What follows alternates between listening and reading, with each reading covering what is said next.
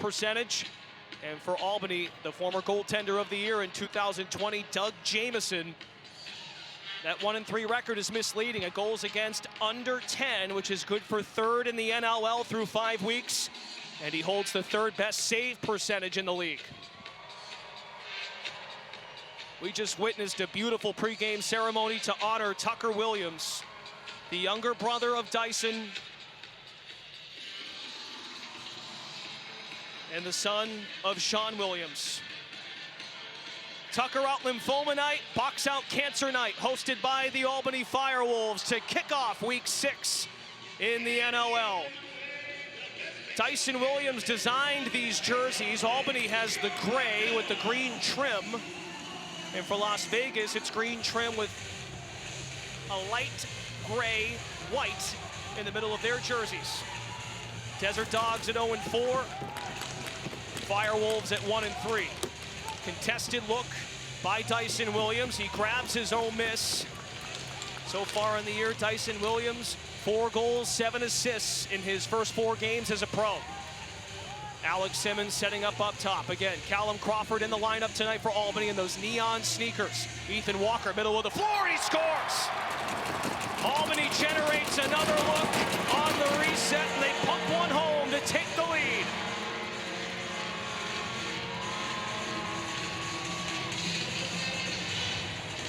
Well, something Albany wanted to get back to on offense this week, Brendan. They wanted to be better with their repossessions. That was something that made their offense so dangerous last year, where they'd be able to wear defenses down. This year, they've been good, but not great. This was Dyson Williams tracking down his own rebound to restart the possession for the Firewolves, and Ethan Walker gets a lane to the net, a bit of a bigger lane than I think he was expecting to have, but he took the space in front of him, fires it quickly past Landon Kells, and under a minute in, the Firewolves get their fans to their feet. Alex Simmons and Dyson Williams credited with assists. Ethan Walker scoring his 8th goal of the season, now up to 15 points. Our officials for tonight's game: Kyle Krotman is our crew chief. Mark Thompson also out there. And Jonathan Van Den Gien is our officiating crew for tonight. Herbie John, our shot clock operator. Albany on the reset once again. Kells slides appropriately. Callum Crawford almost had the putback. Well, that was a tremendous shift for Callum Crawford. Was wondering how the Firewolves were going to deploy him in the early going, Brendan, but they went 3 right on that offensive possession. He got a quick chance cutting to the net that led to the first save, and then that last chance, you were wondering where the athleticism was going to be for Callum Crawford after a couple of weeks off. We saw a great example of where he is right here. Poitras with the dish, and the shot missed wide for Hanna. He is not shy to fire. 45 shots on goal to lead the Desert Dogs. Jack Hanna from Milford, Ohio, his 3rd year as a pro out of Denver. First 5-on-5 set there for the Desert Dogs. Kurtz with the swing pass, looking to generate close inside. Nothing there for Dyson Williams. His lane shut off. A new 30-second shot clock, 2 minutes in. Albany leads by 1. And with the double team, Vegas forces the turnover. That was a good close off there on defense. Vegas is going to have to make sure that they're disciplined in their DN. They want to move quickly. They want to move with pace and transition and leave the defensive zone as early as possible, but Albany's not going to let them with the way they move the ball on offense, so they're going to have to be disciplined in the defensive end. James Barclay leads their defense, the former Rochester first-round pick in 2018. In his 6th NLL season, was taken in expansion back in 2022 by Vegas. 3rd year of existence, the youngest team in the league in terms of their existence. Wesley sets a screen off the ball, now in the stick of Casey Jackson. Jackson fires on the run, nearly trickles by Jamieson, darted wide. And Nick Tchaikovsky leaps on it for the Albany Firewolves. Oh, that was a good presence of mind. I believe it was Killen who got the chance on the dunk on the rebound, because Doug Jamieson didn't see that rebound, but it didn't quite have the angle that he was looking for coming back from behind the net. So a good second chance nonetheless for Vegas. Ball spirals up in the air and heads into the stands. So a new lacrosse ball on the floor.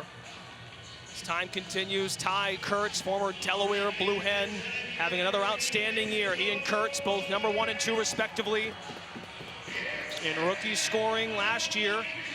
Alex Simmons and Ty Kurtz. Shot clock to 16. Vegas closing off an alley. Inside, Nick Preston making his season debut. tonight, his NLL debut, the undrafted free agent out of Providence. They're still stuck in mud along the near board, and it's vacuumed out by Las Vegas. Yeah, Brendan, cool moment before the game I caught during warm-ups. Jackson Webster and Nick Preston both making their NLL debuts, and both players got their rookie lap on the floor before the rest of the team came out, so really cool earlier today. Zach Masson bursts up the floor for the Firewolves. Two-time Defensive Player of the Year at the Junior A level in Orangeville. 7 years without playing lacrosse. His first crack playing hockey at Alaska. He gave up hockey to play lacrosse. Off the infraction, it's Vegas ball. 4 minutes in, a 1-goal lead for Albany, 1-0. Looked like Hannah may have had a notion to try and take a shot. Albany draped all over him. Hannah tries to dunk it. Rings off the post.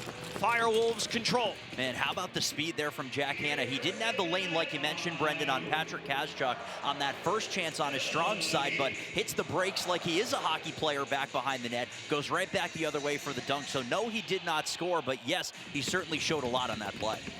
Albany took the league by storm last year in the first 6 weeks of the season, going 6-0 at 1-3. Trying to get back on track offensively. Shoveled middle of the floor for Simmons. Playing more off ball, fired on by Walker. Just hits the right side. Vegas controls. They've got numbers developing. Wind and fire. Jamison the save. Albany holds him to one shot. And here they come back the other way. Kurtz, no look pass. Dyson Williams wants to settle the offense. Here's Callum Crawford on the right side. 497 career goals, top 10 all time. Spears a frozen rope pass to the goal line extended. Walker looking for Crawford off the ball with Simmons from up top. He's denied, and he shovels it into the board. We hit our first break in the action here at the MVP Arena. Tucker Out Lymphoma Night. Off to a meaningful start. Ethan Walker, the difference maker. He's got the 1 goal.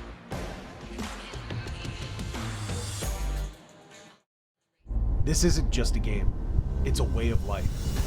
We eat, sleep, and breathe lacrosse. It demands respect from each player. If you want it, you need to work for it. You need to earn it. Every hit, every goal, every shift, every sacrifice, earn your next moment. This is the next major league.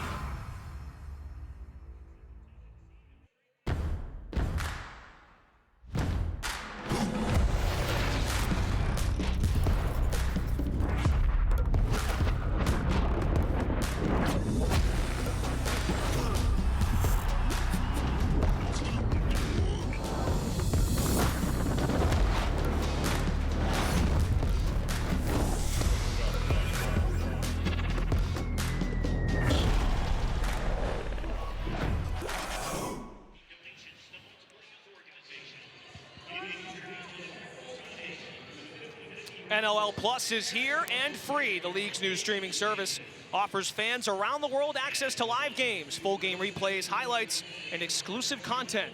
Sign up today at NLL.com/plus. There is a look at the Sharp Tucker Out Lymphoma Cup, the first cup in the inaugural game. One of 5 games that will be played featuring these two teams, Vegas and Albany, as well as Buffalo. 1 game in there with Georgia to make the math work on the scheduling. But really sharp. Dyson Williams designed the Albany Firewolves jerseys for tonight and for these cup games. And also had a say in the trophy, and he was blown away when he got first look at it this week. It was such a cool moment to see through the Firewolves social media channels when he did see the trophy for the first time. I give him so much credit for a young man and a first-year pro, how much he had in putting together such a wonderful night. The entire Williams family did so much, and it's really, I can only imagine what it's like for the family to see it come to fruition here today. Loose ball tracked down by Las Vegas, Dylan Hutchison. Was 13 loose balls on the year, caused 3 turnovers in Vegas. Last game, they fell to Philadelphia, 15-9. And we are tied at 1. Webster with his first career NLL goal.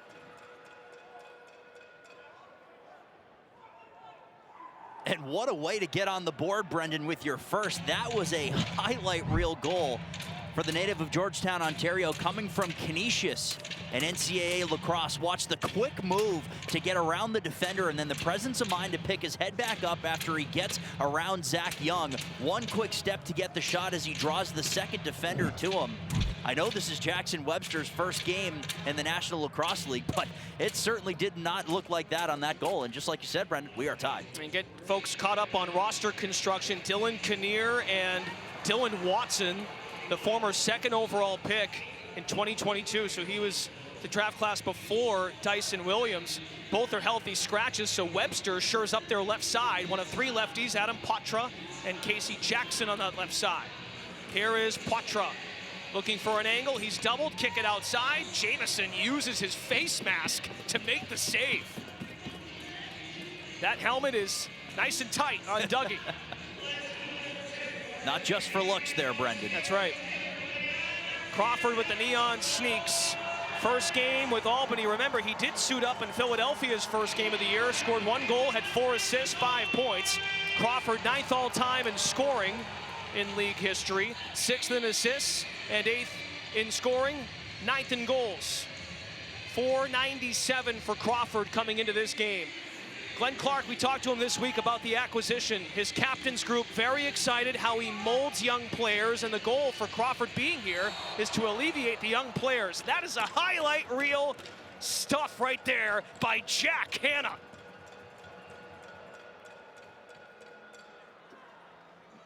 Wow. Oh, Brendan, Hanna as a third-year player is really starting to take that step. Last year was averaging just under 2 goals a game. This year, he's averaging over 3. And you can see why with moves like that. Watch, one-on-one battle. It's not as though Hanna was able to burn his defensive assignment, but seeing that he didn't have the shooting lane with the stick in front of him before he shot it, why not go behind the back? And to be able to get that kind of pace on that shot, moving away from the net as you shoot it, 2 highlight reel goals have Las Vegas in front. Hanna up to 12 goals on the season now. Last year, he was the team's second leading scorer behind only Rob Hellier, who left for San Diego in free agency. Hanna, an American-born star, hoping to bring Vegas to new heights. Last year, the Desert Dogs went 5-13. This year, they're off to an 0-4 start. Walker snipes one, darts it wide. They fight for the loose ball. Albany already has 11 of those in the quarter, and they grab another at the 7-minute mark of the first. Kurt sees the shot clock winding. He darts one, and it whistles and caroms around the goal. Kurtz nearly buried that one from up top. Yeah, no question. And you were wondering, was he going to be able to at least get it on goal to potentially get a repo? He did not, but wasn't for a lack of trying. That shot had a lot on it. Quick shot by Vegas. When we talked to Glenn Clark and Sean Williams this week, Sean Williams said, we want to get up and run. Glenn Clark did urge his team that they do like to run in transition. Player down for Albany, Colton Watkinson.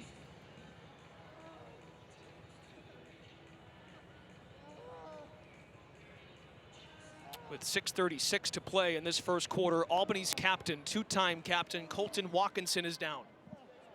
Oh boy, this one does not look good either. It came from that exchange in front of the net. As Las Vegas was coming in transition, it was Adam Poitras that was applying the pressure. He was able to get around, I believe it was Watkinson, and kind of knife his way out in front to get that shot, and then it led to a collision right past the near post that involved Poitras and Watkinson and a bit of Doug Jamison. So watch. You can see Watkinson is going to defend, and it's just a bit of a tabletop there as his legs get caught under Poitras. Boy, oh boy, that is a very, very unfortunate angle that Watkinson ended up in, as he was going to just adjust on defense to try to add a little pressure there on Poitras. And he's going to be helped off the floor, Brendan, but no pressure being put on it. Looks like the right leg for Colton Watkinson as a couple of folks come out to help him get to the bench. Kevin Montgomery, athletic trainer. Mike Kettle, Albany's equipment manager. And a few players join. Nick Tchaikovsky helping him on the left side. And Zach Masson, they lift their captain to Albany's bench, and he will head down the runway. So we'll keep you posted on Watkinson's status. About 8.5 minutes gone by. In this opening quarter, Las Vegas a 2-1 lead. Albany already without a few key players tonight. Offensively, without Travis Longboat on their right side. Defensively, no Jackson Nishimura. And John Wagner out for a second straight game. And it's something that we spoke about with Coach Clark this week too, Brendan, where he acknowledged that as part of this team's run to the NLL finals last year, they did it with, by and large, the same group of players. They were remarkably healthy, as he put it, last year. So this year it certainly has not been the case, and it was one of the deeper defensive units that we saw, especially with some of the young players that you were expecting to take a step, but that's now 3 significant defensive players for the Firewolves that are now dealing with some sort of injury. We play on. Kurtz dishes to Crawford, mishandles the pass momentarily. Callum Crawford at 6'3" on that right side, boxing out, throws it on the chest of Kells, and he reels it in. Callum Crawford was a nice role piece last year. He scored 40-plus goals in his age 39 season with the Panther City Lacrosse Club, of course, no longer in the NLL ranks. So Crawford was looming in free agency, did not partake in training camp with Philadelphia, but he stays in great shape. We have a delayed penalty here. Can Vegas convert on it? Albany on the closeout. Tchaikovsky comes over to assist.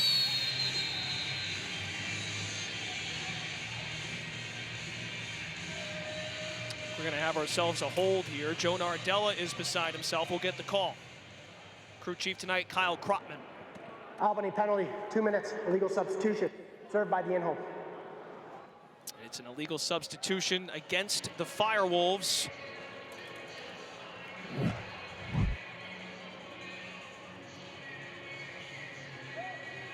Well, it all happens. It's Callum Crawford who's coming off on the O door as Albany was looking to complete its change with Nardella coming on the floor on the D side. So Crawford joining, and unfortunately he's part of the penalty that sets up the first power play here for Las Vegas. Ben McDonald sitting in the sin bin.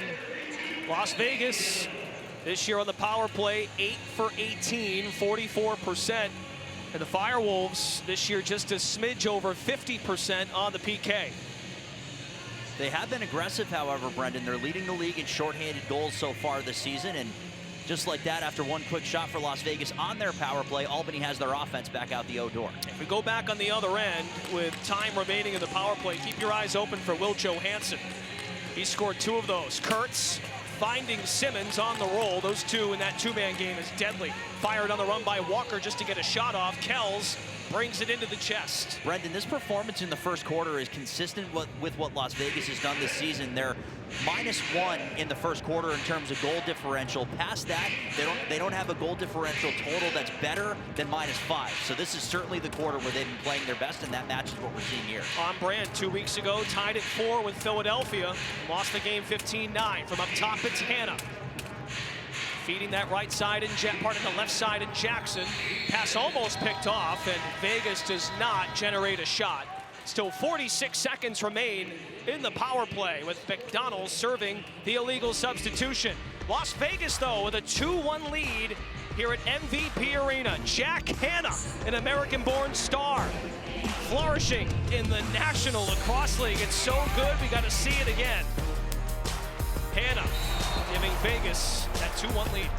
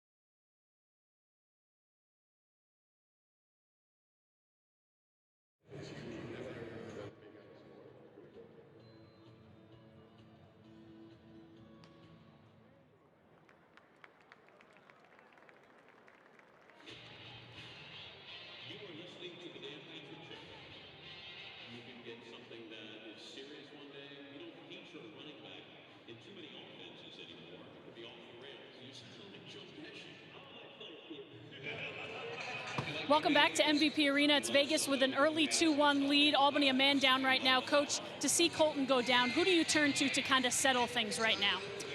Yeah, we've got to get the information on that first, but there's 9 other guys, right? And so they're going to have to be big in his absence because he is our leader. So we're confident in that group. They're just, you know, some guys are going to have to move up the food chain. We had talked about the addition of Callum. It seems like the offense is trying to kind of get a feel out there. Is that what you're seeing? Yeah, I mean, they're sorting it out in real time, and you can't really do it without these live reps. So I'm confident they're going to figure it out. He's a skilled piece that's going to help with these guys and their offensive acumen. Thanks, Coach. Okay, thank you, Ash. Guys. Ashley, thanks. Yeah, Glenn Clark acknowledged in the offseason the Firewolves wanted to acquire an established veteran. So they make the move now with Longboat injured. They do have Sam Firth back on their left side, trying to shore up the offense and insulate their younger core with Simmons and Kurtz especially on their right side. But he said of Vegas, Stan, they're a physical team. They present challenges with their physicality. That's been the case here tonight. Yeah, certainly. And you're wondering, specific to Callum Crawford, Brendan, if he could do things like that. What a beauty, and we're tied again. Tied at 2, a shorthanded goal. Alex Simmons, the equalizer, with under 4 to go in the first. Well, to button that thought for just a moment, I was wondering the role that Callum Crawford would play in terms of clearing out some room on the offensive end for players like Alex Simmons. But then you remember, sometimes he doesn't need that. He can do it himself. Draws the defender, but then as soon as he pulls the trigger there, he's looking low. Draws Landon Kells out of his stance, and you can see as soon as Kells goes 1-2 off his line out towards Simmons, he's shooting low to try to catch Kells out of position, and that's exactly what he did. So that's a smart shot and a timing play there from Alex Simmons, and we're tied again. Alex Simmons, the offensive Rookie of the Year, 4-time NLL Rookie of the Week last season. And overall for Simmons, his 8th goal. It's creeping up on a career milestone. Touch for Crawford, goal line extended, tries the BTB feed to Firth. It's tracked down by Eric Fennell. Crawford, by the way, at 40 years old, he's just the 4th player over 30 to be on the roster. Crawford tries to climb the ladder as if he was doing a slam dunk contest, trying to leap over one of the Desert Dog players. Unsuccessful bid. Back to even strength, 5-on-5. Casey Jackson, 21 in the green. Jackson, in his 2nd season with Vegas, acquired from San Diego in the offseason. Desert Dogs gave up a 2nd-round pick to get Jackson. With a solid year last year, 41 goals to lead the team. Reeled in by Jamison. Firewolves try to ignite the other way.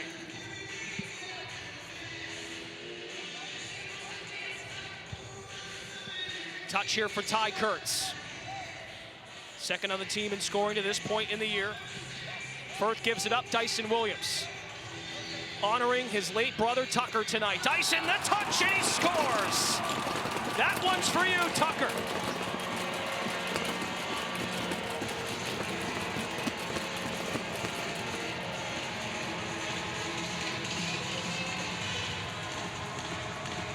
Well, what a beautiful show of patience there from Dyson Williams that leads to goal number 5 in his rookie campaign.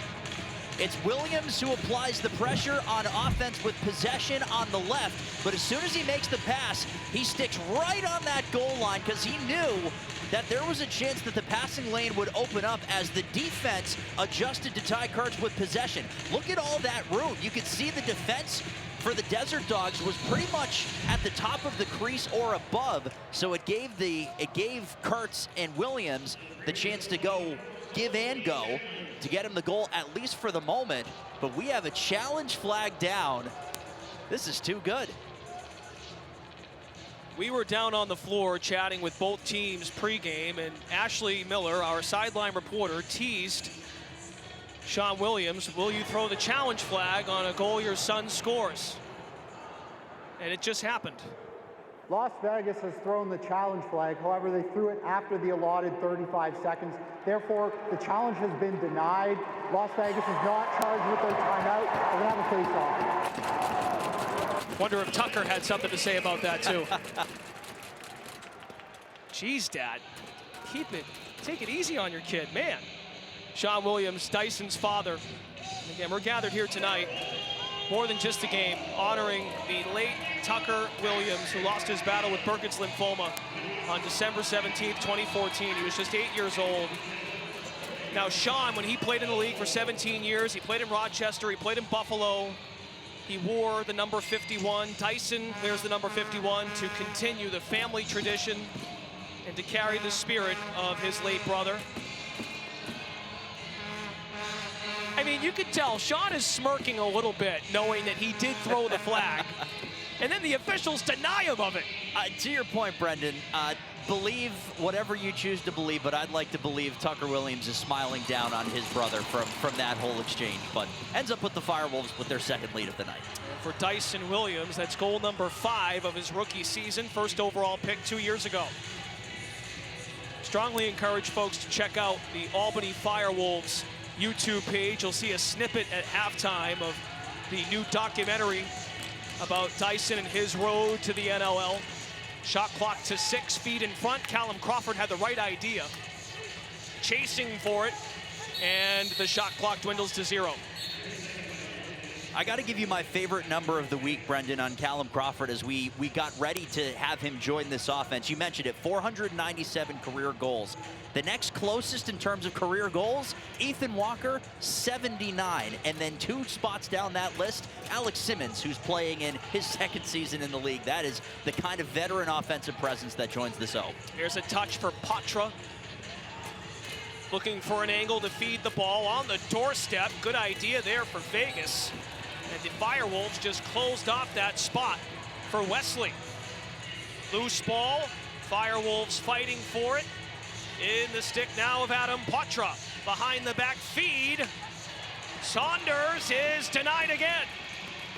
Firewolves do a great job getting back there defensively.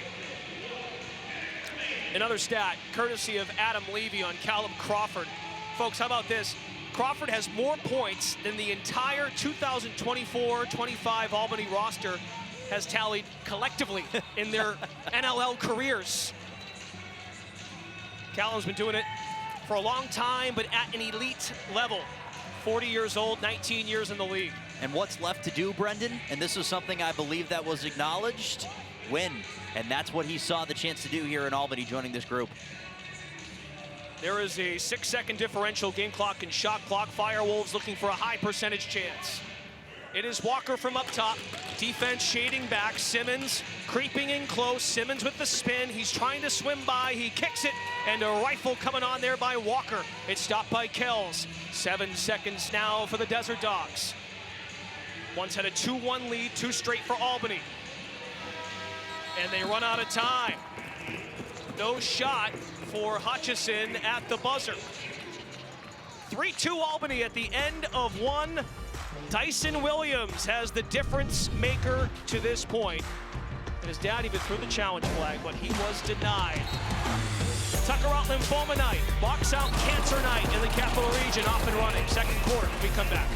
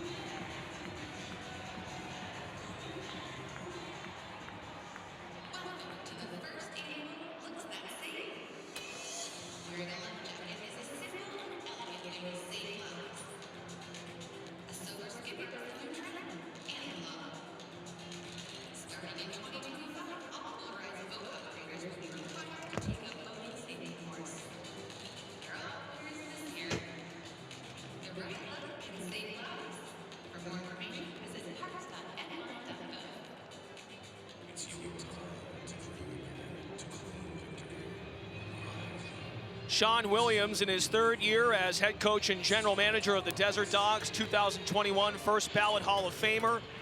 His oldest son, Dyson Williams, first overall pick a few years ago, shining for Albany. Again, tonight, the Tucker Out Lymphoma Cup inaugural game. This carries on the legacy which began in 2014 by the Buffalo Bandits. Sean Williams played his final 2 years in his 17-year career in Buffalo. The Bandits rallied around Tucker and the Williams family during his courageous fight with Burkitt's lymphoma. This is one of 5 games. You just saw the slate there. It's a multi-team competition competing for the cup. It is in the house tonight, and my, is it beautiful.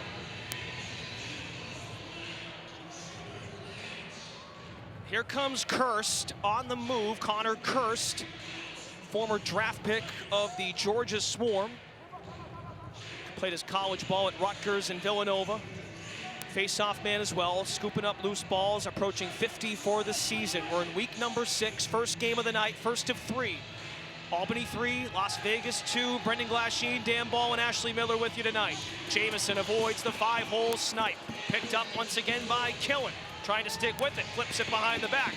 And the Firewolves have it. So you're seeing another example there to begin the second quarter, Brendan, of how Las Vegas is going to try to push the pace on offense. They're really trying to force the turnovers and trying to capitalize in transition before the Firewolves can get out the door. This is the long change in the second quarter, so there's a chance that transition could be more effective for Las Vegas here in quarter 2. Callum Crawford with a nice skip pass. He's got it back with the neon sneaks. Crawford, jump goal. He did plenty of that at the Mohegan Sun in New England before the team moved to Albany.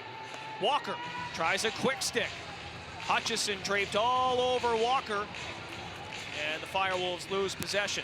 The NLL is now on the ESPN app. Download the app or visit ESPN.com for the latest news, scheduling, and scores. Toe tap save by Jamison. Vegas has not been shy to come down the other end and try to catch Albany off guard with those quick looks. Yeah, no question. And they don't have Shane Simpson in the lineup tonight either. He's on IR beginning today. So you're really seeing Adam Patra kind of take control of the transition game. I've been really impressed with how aggressive he's been playing and kind of leading that aggressive play, trying to move up the floor. Meanwhile, Albany has generated several resets. Both teams at 17 shots on goal. Albany does have a +9 advantage in loose balls. Doesn't hurt that Joe Nardella has won 6 of 7 faceoffs against Connor Kirst. They do, though, both have that Rutgers connection, both former Scarlet Knights. Stepping into the shot, not going to go that time for Las Vegas. Patra, the rookie, 2nd overall pick out of Loyola, former Patriot League first-teamer.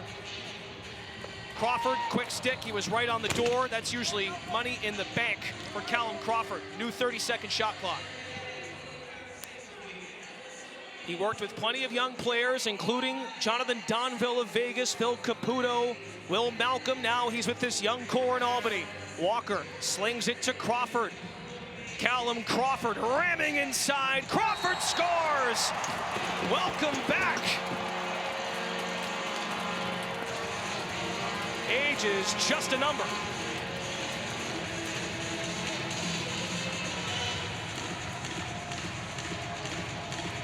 Well, in that situation, a lot of times in this Firewolves offense, the go-to move is to make that pass. As Alex Simmons was waiting on the flank there on offense to potentially catch this, but the power of Callum Crawford is just too much to deal with. Watch how he leaps in the air, goes with the twister, draws the defender to him, up in the air he goes, and he's still able to get enough steam on that shot to beat Landon Kells just because of how much deception he is able, I should say, to create with that kind of shot.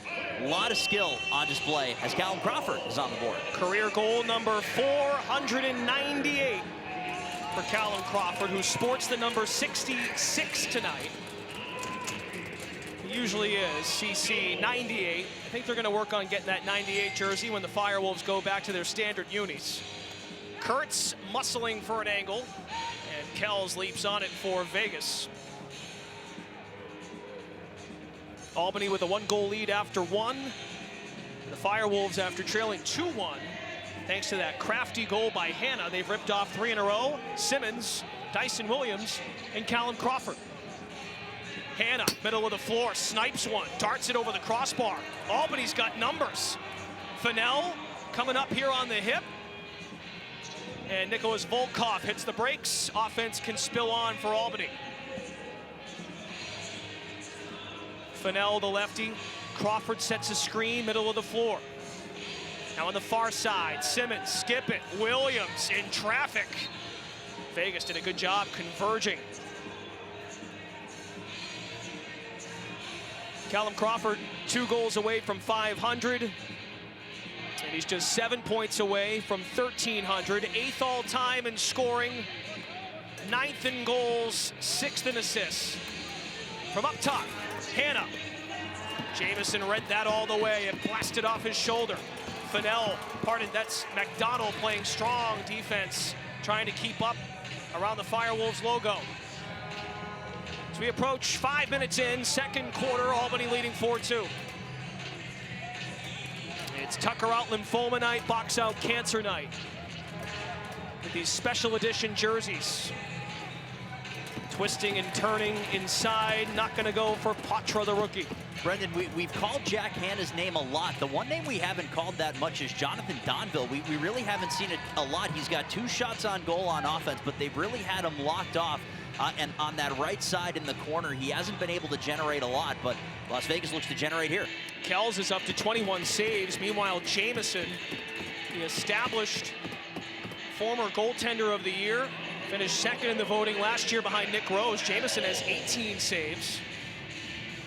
Doug Jamison entered week 6. Top 3 in the league in goals against and save percentage. Crawford from up top, setting a screen. Simmons looking, finds Firth. Off-ball movement looking smooth here for Albany. Poetry in motion, fired on the run by Kurtz and nabbed by Kells. Las Vegas at 0-4, desperate need of a victory. Transition, looking for a spot. Donville comes back for it. Jonathan Donville, NCAA champion in 2022 with Maryland. After his 4-year career as an All-American at Cornell, Jamison just sits on the rock. That'll do the trick. However, you have to get them. 8.5 to go in the half. There's the look at Donville. Well, last year through the first 4 games, Donville had 4 goals with Panther City. He has not scored a goal in 5 of his last 6 regular season games, dating back to the end of last year. Donville with 1 goal, 17 assists through 4 games. Here's Kurtz on the breakaway. Hannah out the door and saved by Dougie Jamison. I'm glad you brought up that number, as Nicholas Volkov had a little trouble with that one, but he still found a way to be very useful in this offense and kind of found a new role here in 24-25, as we've seen how much they rely on Hannah to actually get the shots on net. And you're kind of seeing how Donville is the setup man coming out of that corner. Dyson Williams has 1 goal tonight to honor his late brother, Tucker. Turnover, Williams, he almost picked it off. Sticking with it, David Brock, who's back in this building for the first time since the NLL quarterfinals when he climbed in the stands as a member of the Halifax Thunderbirds. Brock had to serve a 1-game suspension at the start of this year. Killen, skip feed, and they score. Wesley with a dart. I beg your pardon, Webster with his 2nd goal tonight. Well, what an impact so far for Webster. As we talked about off the top of the show, how Sean Williams made a couple of changes on the left side of the offense, with Webster coming in being one of them. I mean, this is an absolute beauty. Watch how quickly he's able to set his feet and get this shot off. And that's a seeing eye shot. There's nothing cheap about that one for Jackson Webster. I mean, there's a pile of players in front of him, but nobody directly disrupting the shot. This is just shooter, besting goaltender for Jackson Webster. Had 19 goals with Canisius last year, was tied for 2nd in points. And he's been an instant impact for this group as they still remain within 1. Now a 1-goal game, 4-3. These teams met twice last year. Albany, a season opening win in the Sin City. Of course, they went on to go 6-0, surprising the league. And then last year, Vegas got the best of them here in Albany, 9-6. It's a 4-3 game midway through the second quarter. We'll be right back.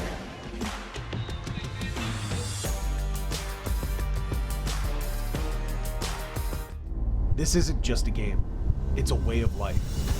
We eat, sleep, and breathe lacrosse. It demands respect from each player. If you want it, you need to work for it. You need to earn it. Every hit, every goal, every shift, every sacrifice, earn your next moment. This is the next major league.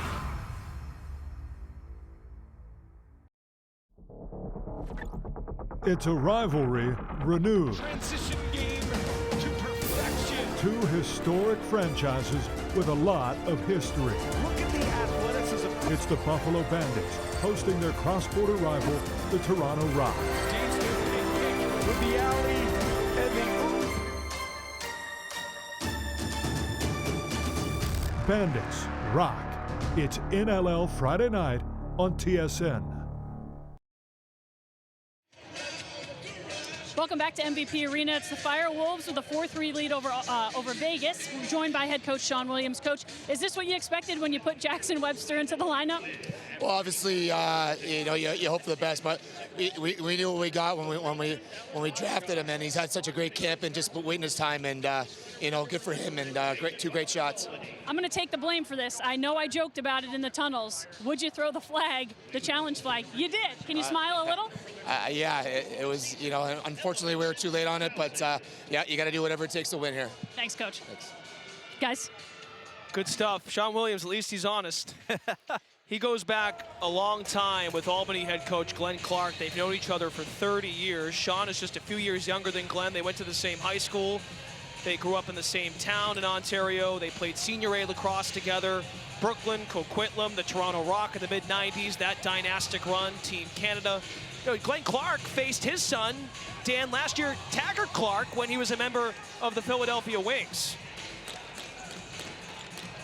And just, Glenn said, once the ball gets dropped, it's a game. Yeah, that's true. It's just a bunch of professionals out there at that point as we have a penalty coming up. But Dyson and Taggart also grew up together. Dyson Williams, Taggart Clark. So we talk a lot about how the lacrosse world is close. There's close, and then there's the Williams and the Clark families close, which adds a whole nother element to what's going on here tonight. It really does shrink when you're in the NLL. Las Vegas, number 20, 2 minutes, illegal cross-check.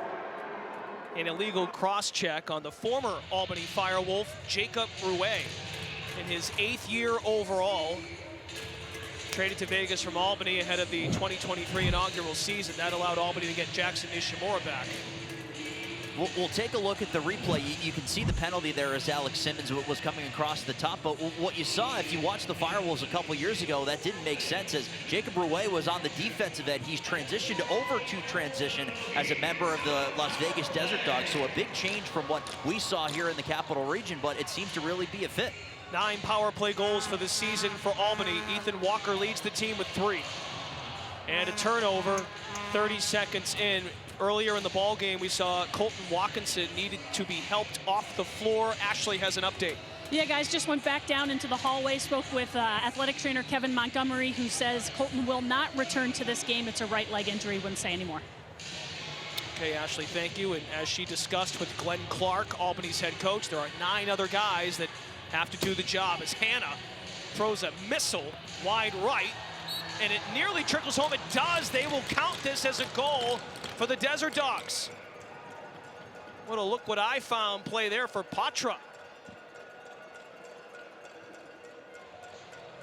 Man, and this shot played ping pong behind Doug Jamieson. I'm fascinated to see what this hit and whether or not it hit twine on the first attempt or on the rebound. There was a lot of backspin on the shot as well. So you can see as soon as he collects, quick step to the middle, and then it's a delayed goal call from the official as you're watching. So that one goes bar down off Doug Jamieson and then in. And you can see even as it goes across the line, it's still spinning backwards. But but that doesn't matter across the line. So a shorthanded goal at a big time, and we're back even again. And this Las Vegas team continues to fight, Brendan. You any good at ping pong? Not as good as that. It's as if they drew it up that way. That's Patra right. will say that, baby. 5th goal of the season for the rookie. 2nd overall last year. Albany on the power play. Dyson Williams has one tonight. Walker tried to shovel it back in and taken away by Vegas. Can they go with a shorthanded burst again? Kirst hits the brakes. Shoulder high save, Jamison. Kirst can score goals. He is certainly capable. Did have one in the Philadelphia game last time out. Simmons circles it back up top. Now, one of the dynamics watching this offense with Crawford back, how would it affect the other righties in Simmons and Kurtz? Neither has scored so far tonight. Crawford could not catch the pass. Simmons does have one tonight on the shorthanded bid. Talking more so 5-on-5, Dan. How that's going to look the rest of the year. Right, and specific to the power play, just for a moment, Brendan, that was 3 trips down the floor for the offense for the Firewolves and 3 missed passes on the right side of the offense. So it wasn't really crisp, and I think 5-on-5 you're seeing similar things where you see some decent looks, but a lot of shots from the outside, and the passing, which is something that is usually a hallmark of this Firewolves offense, just hasn't quite been as fast and as crisp as we saw in the past. Jamison with a smooth slide to bring that ball in the stick of Sam Firth, former Colorado Mammoth. Also a brief stint with those Desert Dogs on the skit. Firth, who does not let that ball sit for more than a second or a second and a half. He is denied by Kells. Tied at 4 under 4 to play in the first half in Albany. The Desert Dogs this season in second quarters have a -8 goal differential. They have a 2-1 lead in this frame.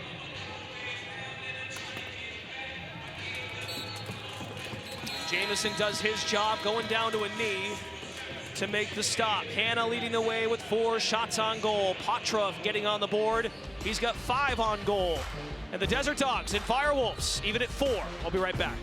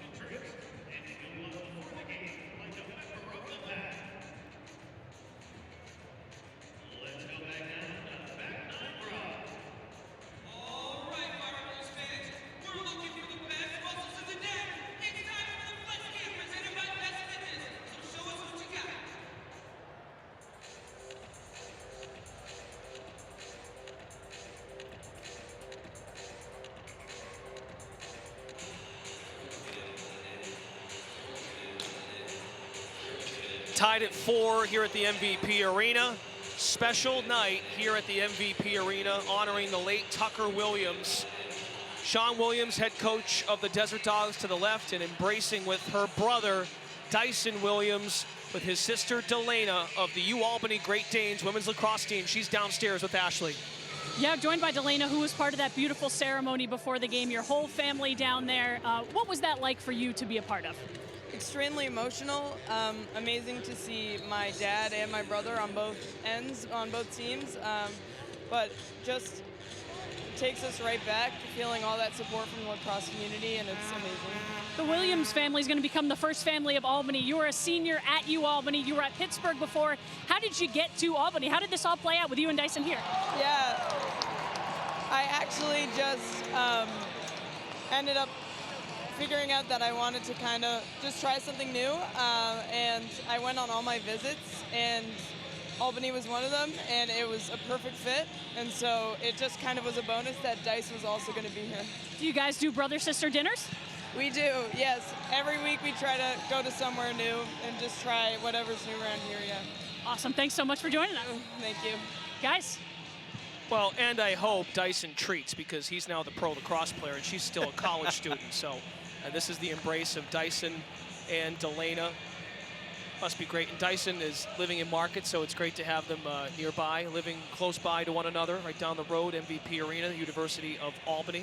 That was the first shot of the tremendous documentary, was him watching her play at UAlbany. It was a great way to kind of show, hey, he's a part of this UAlbany, in this Capital Region sports community.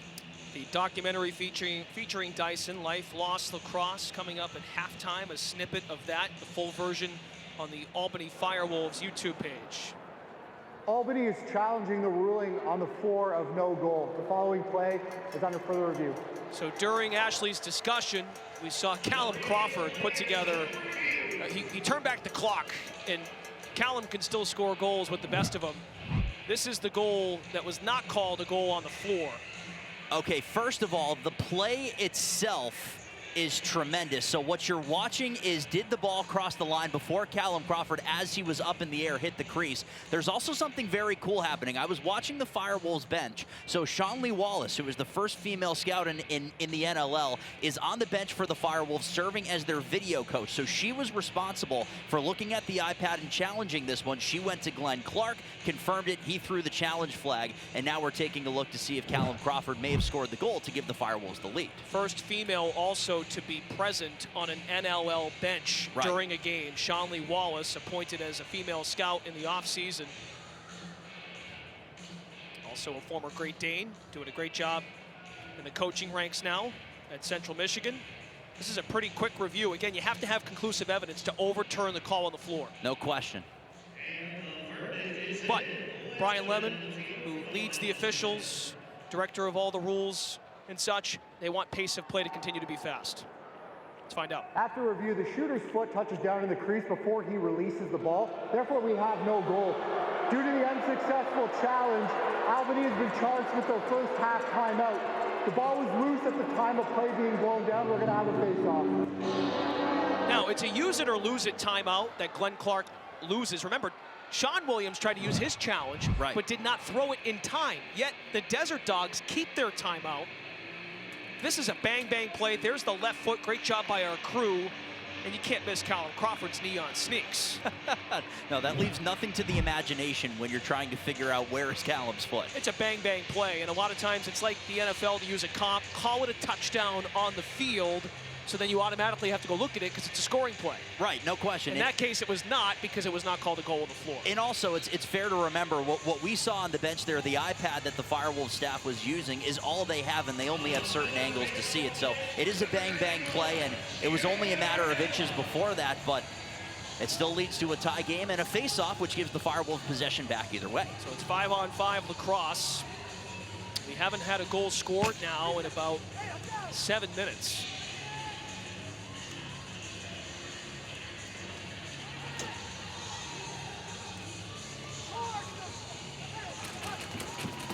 Working for it, Firewolves in the green and dark gray. Again, coming up on the NLL halftime report, Ashley's going to talk to the star of the first half. We take a deeper dive into the life of Dyson Williams, along with first half analysis and more, coming up the NLL halftime report. Josh Jackson fights for an angle on that bottom side. Jackson knifing through. Here's Eric Fennell taking 3 bodies with him, and Fennell draws a penalty. Well, Eric Fennell working his way back from a torn ACL, doing everything he can there. He's a strong dude on that left side, and the Firewolves are going to go a man up.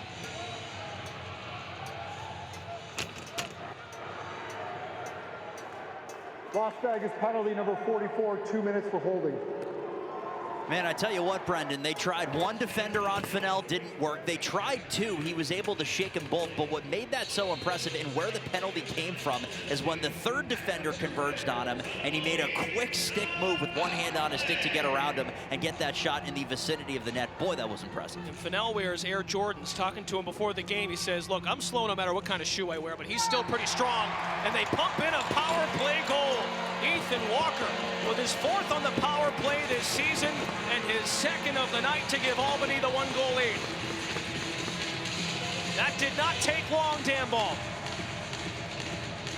No, it didn't. And what I noticed from power play to power play, Brendan, The last time we saw the Firewolves power play on the floor, it was 3 chances that went through the right side of the offense. This was the right side setting up the left.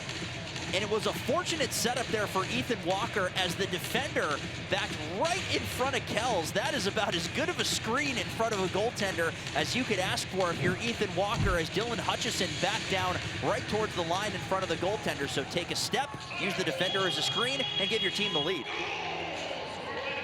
So far with this new wrinkle in Callum Crawford joining the Firewolves as a free agent on New Year's Day, Ethan Walker is the man you got to chase. Mike Byrne in transition. Wow.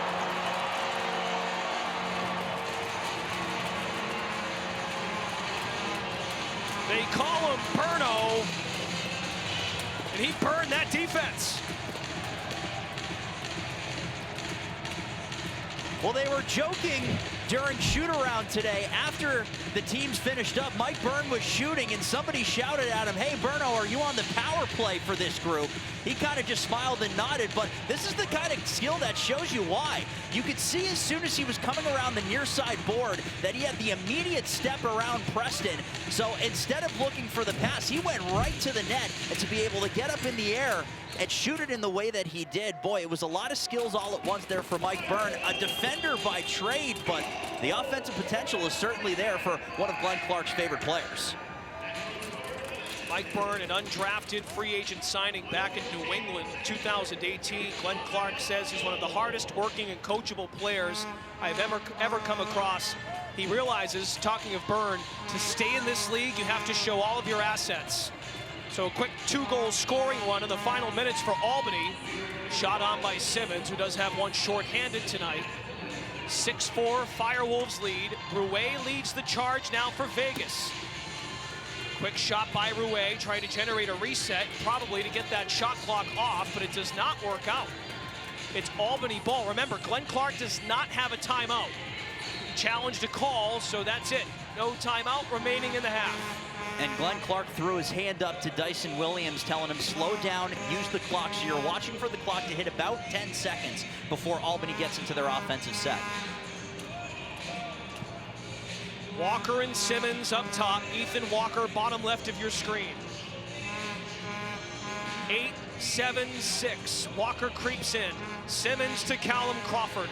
Looking around the wheel. It's Crawford snaking inside. And on the redelivery, Firth doesn't get it to go. Bodies tangle down on the goal line there. There's some contact off the ball. That's Brandon Goodwin tangling bodies with Kurtz. It had been Simmons also down on the floor. Goodwin in a veteran stage here with Vegas, 11 years.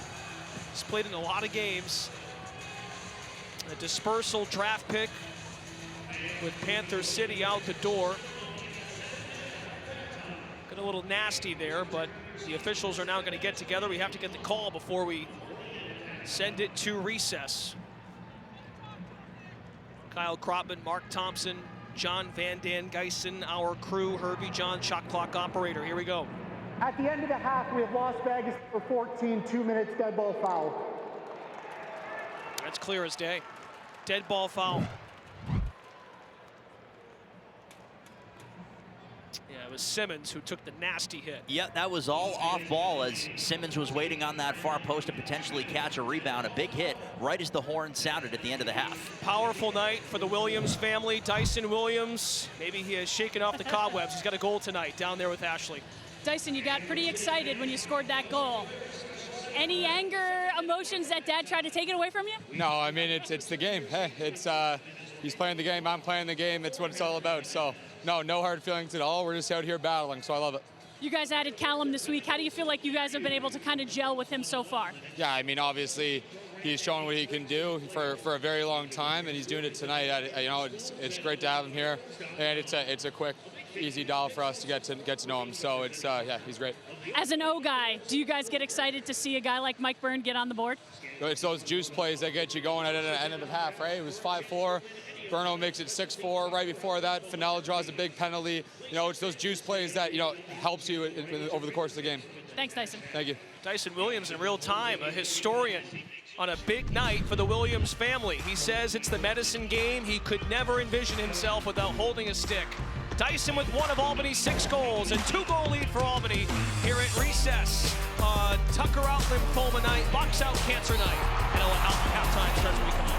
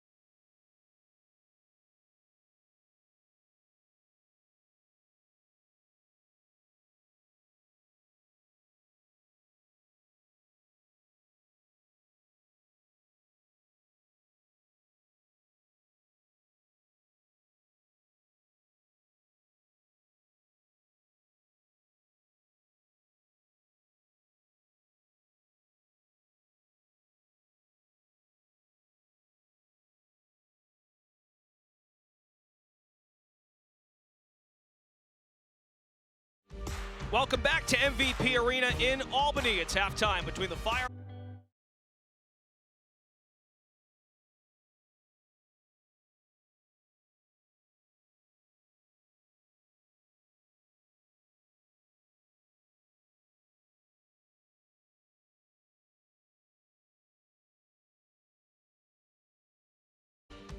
Welcome back to MVP Arena in Albany. It's halftime between the Firewolves and the Desert Dogs. As we've discussed, this is the first ever Tucker Out Lymphoma Cup game.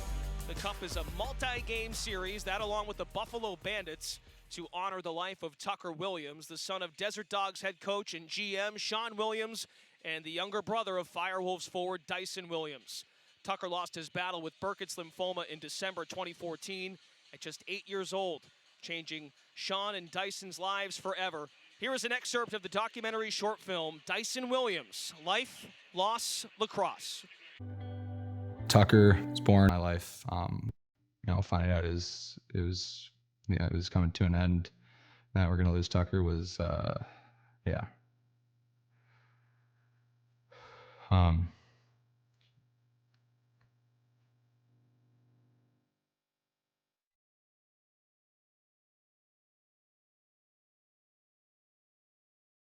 That day was obviously the hardest day my family and I've ever gone through, losing Tucker.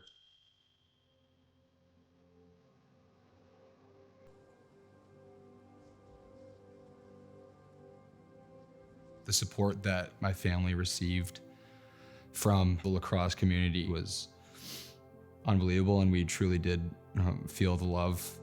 And there he is, getting a big rousing hand from the fans here at First Niagara Center. All I've tried to do over the last almost 10 years now is just honor him every single day and everything I do. Going through that time, being on the lacrosse floor helped me a lot, because you're with your best friends playing a sport that you share with your family members and you grow up being a part of. If I didn't have lacrosse, it would have made those times way harder.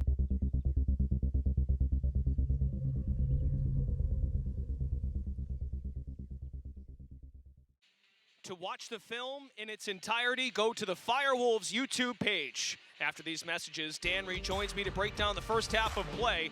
This is the NLL on ESPN+, live from Albany.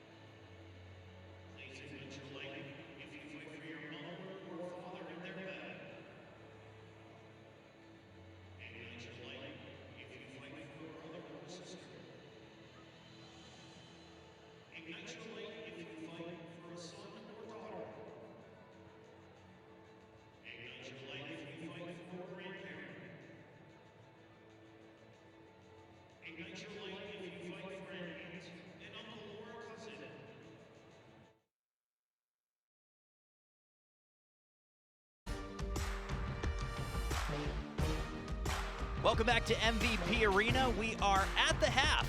Albany Firewolves and Las Vegas Desert Dogs, Week 6 in the National Lacrosse League. It's been a battle through 2 quarters worth of play. The Firewolves, a 2-goal advantage. The first quarter mirrored the second quarter here at MVP Arena. The Firewolves 3-2 and 3-2 in the lead, but consistently Las Vegas has kept it close.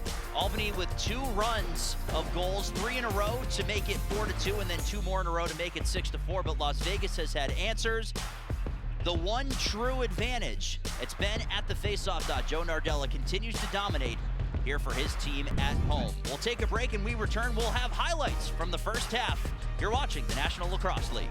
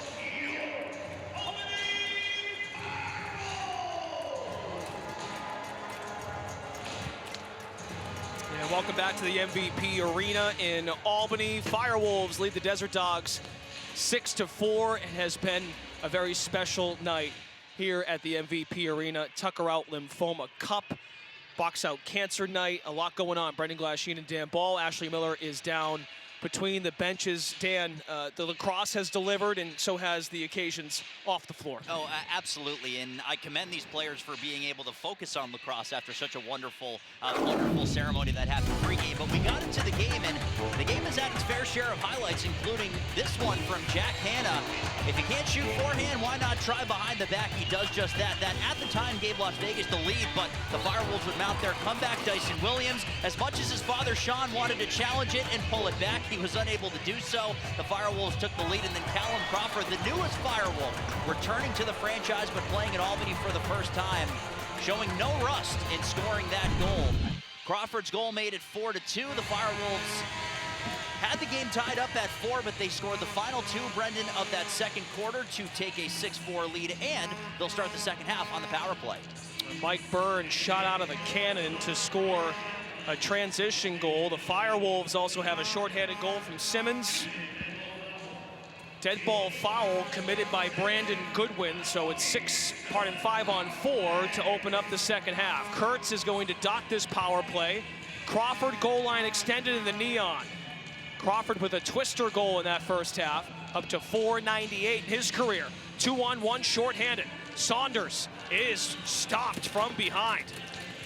Jake Saunders, second year, first round pick a couple years ago. Pushed out by the Firewolves. Offense is still on the floor in terms of personnel. Simmons, Kurtz, and Crawford get aligned on the right side. Two lefties in Dyson Williams and Ethan Walker.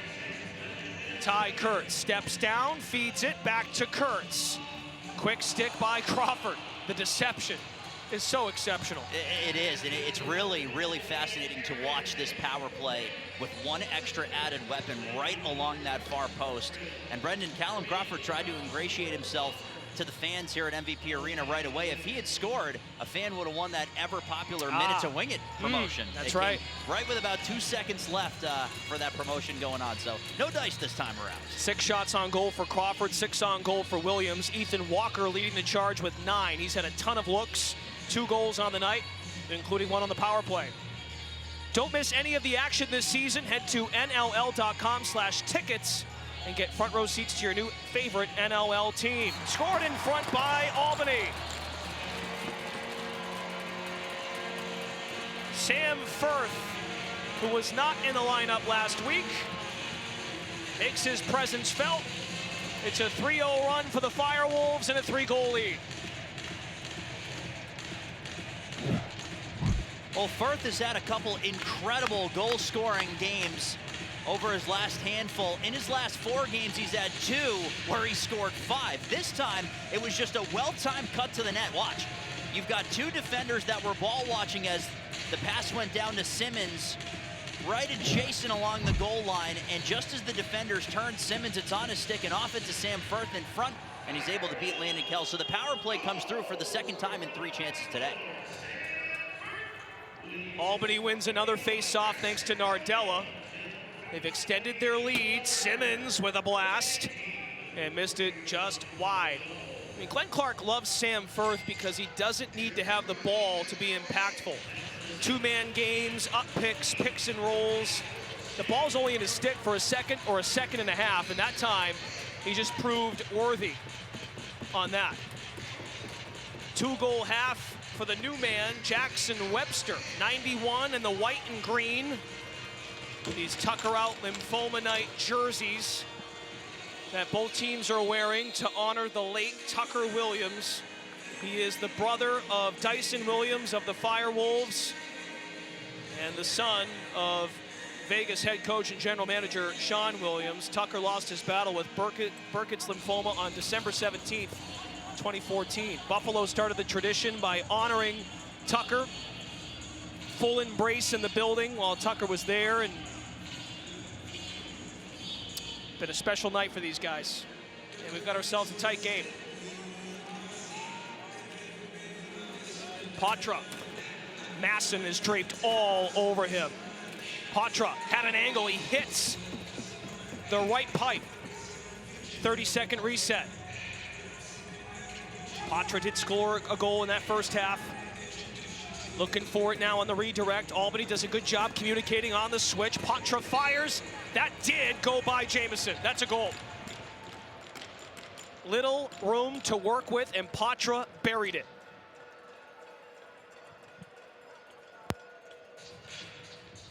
Boy, Brendan, I have really loved Adam Patra's game here this evening, and it's been on both sides of the floor. When he's been back on the defensive end, he's been helping in transition, but he's getting more of a chance on the left side of the offense. And there was basically a ball-sized hole for him to try to hit past Doug Jamison's left leg pad. It goes in, hits Twine, and then bounces back out and then out of the net, but he'll certainly take it. And I just really love the pace that he's playing with, the tenacity that he's playing with, being able to get chances, get repossessions, and kind of keep his team in the fight. Lot to like there. 2-goal game that stops the run, and now 2 goals in a row for Las Vegas. The captain, Connor Kirst, off the win at the dot. And it's something that you called earlier on in this game, Brendan. The identity of the Las Vegas Desert Dogs here this season is they're trying to push the pace. It's a rare face-off win, but immediately, as soon as Kirst has possession, his head is up. He's looking to the net. He's trying to create offense, even as the Firewolves are still able to get numbers out the defense door. As soon as he draws the contact, he's able to get that shot away. Another fantastic shot, this time up and over the shoulder of Doug Jamison. But again, as soon as Las Vegas has the chance to create offense, they're going to try to do it, and that's what we saw there. Oh, Kirst, in 58 career games entering tonight, 25 goals. He had 12 last year and 10 in 2023, the inaugural season. Just 2 goals in his rookie campaign as a member of the Georgia Swarm. Certainly capable and has embraced that face-off role in the box game. Crisp passing here, set up by Webster, looking middle of the floor for Donville, who remains without a goal. Had just a handful of shots on goal. We have a delayed penalty against Albany, so Kells heads to the Vegas bench. It's a man advantage, 6-on-5. Casey Jackson, goal line extended, blasted into the net. I think we have our second illegal substitution by the Firewolves. That's one of those self-inflicted wounds. Albany penalty. 2 minutes, illegal substitution, served by the NLL. Especially now, Dan, in a 1-goal game. You've allowed 2 in a row, and McDonald once again will serve this. It's a fascinating part that comes with Albany having different roster constructions in recent weeks. You add Callum Crawford, but we also talked about it earlier, how they're now missing Colton Watkinson. They've been missing Jackson Nishimura and John Wagner and Travis Longboat. So the more you have new personnel in, some of those details take a little bit longer when you're putting rosters together week to week. Hannah dots the power play. Quick feed, and they tie the game. Donville. He's on the board.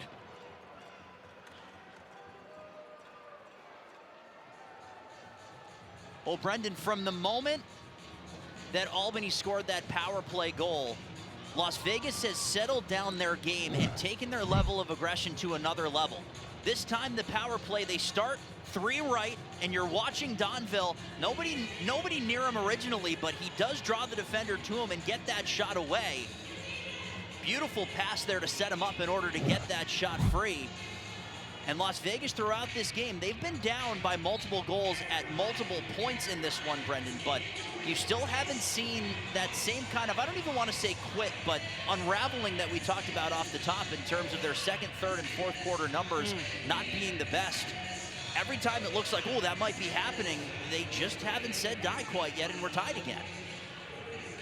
Donville's first goal since the road game at Philadelphia, December 14th. The second of the year. Simmons looking middle of the floor. Albany can't take it back. Kurtz had some daylight, but they closed in tight.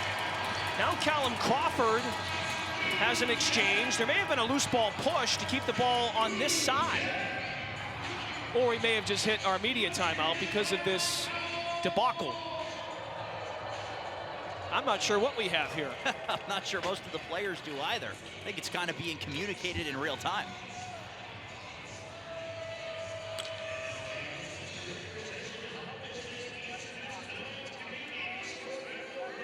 Now there's a conversation to be had with Glenn Clark.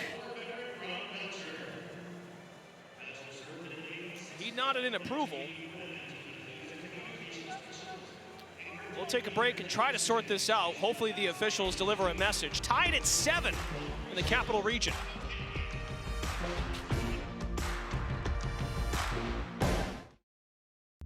This isn't just a game, it's a way of life. We eat, sleep, and breathe lacrosse. It demands respect from each player. If you want it, you need to work for it. You need to earn it. Every hit, every goal, every shift, every sacrifice, earn your next moment. This is the next major league.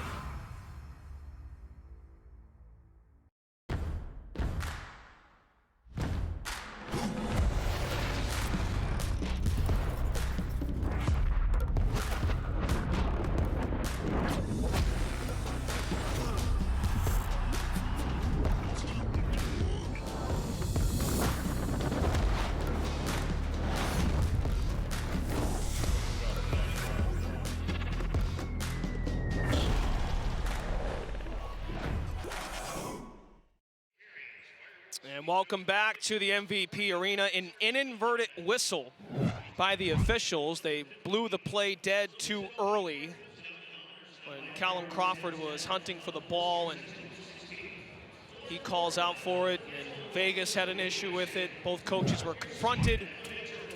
So it is indeed Vegas ball. The shot clock was also winding down. Tied at 7, Dan Ball alongside Brendan Glasheen. Okay, we've talked about Vegas struggling quarters 2 through 4.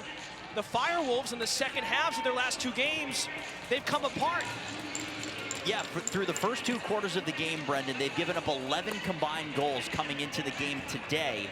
Then in the third quarter, they've given up 12. In the fourth quarter, 15. So you've seen the opposition's offenses start to score more and more and more, and the defense just hasn't quite been able to keep up in the second half. So we're kind of seeing that similar phenomenon where the Firewolves offense goes cold for a couple possessions. It doesn't quite have that same crisp passing, and that gives momentum back to the opposition. So that's exactly what we're seeing Las Vegas take advantage of so far here in the third.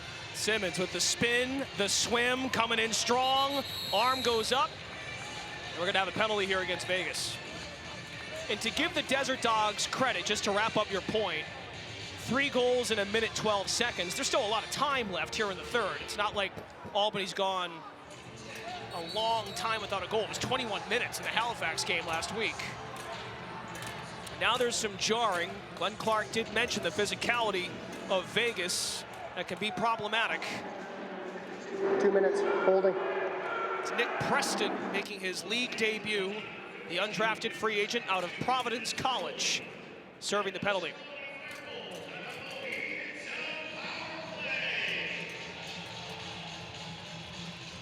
It's a holding call, one of the focus calls entering the season, especially against the defense.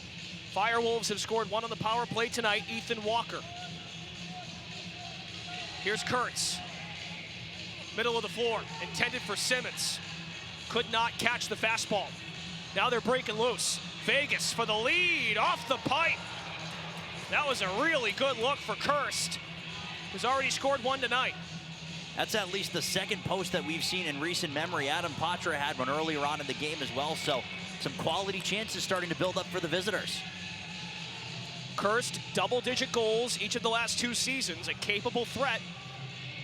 2-man player in terms of their face-offs and at the back end. On the floor now, Patra staying out there despite his team down a man. Patra collides. Maybe he too is trying to draw a penalty. Firewolves come back the other way. McDonald getting run tonight with some key injuries on the back end for Albany. No Nishimura and no Wagner. Wagner's missed the last 2 games. Under a minute remaining in the power play opportunity. Here's Ty Kurtz. Feeding Walker.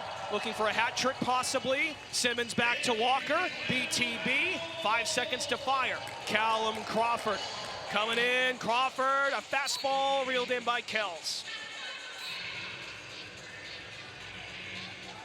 Oh, once again, Firewolves just couldn't score. Yeah, and that was the player who you wanted to have possession. Callum Crawford is one of the best that you'll ever see with time winding down on the shot clock. 5-6 seconds left. You can trust him with the ball in his stick to do something tremendous. That time just didn't quite have the angle for that shot, but still a lot on it.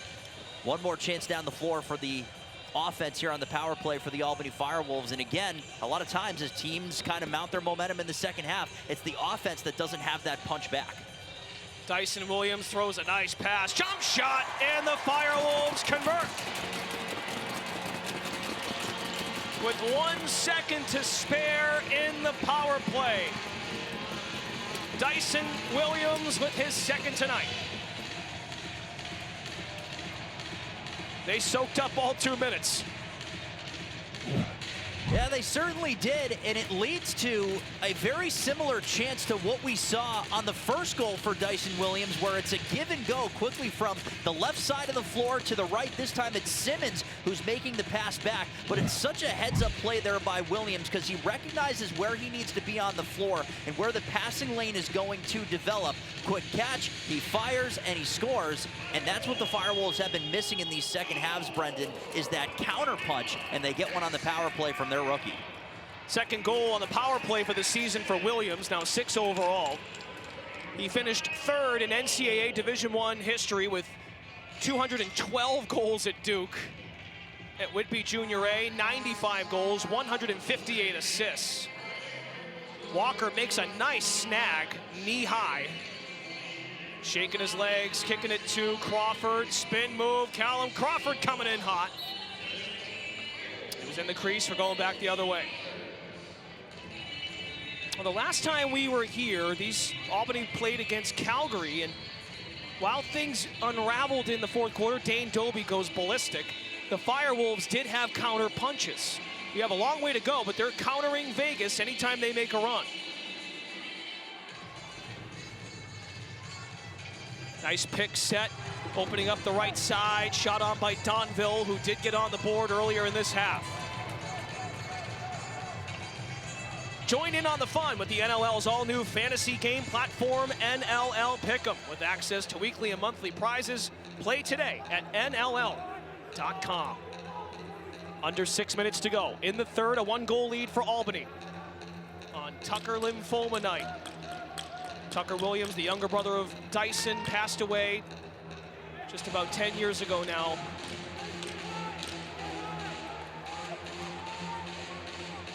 Reset on the 30-second shot clock. Dyson Williams backpedals out.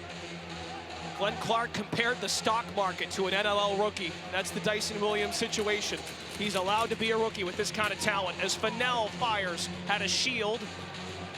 Played off the board. Albany sticks with it. 5 seconds on the shot clock.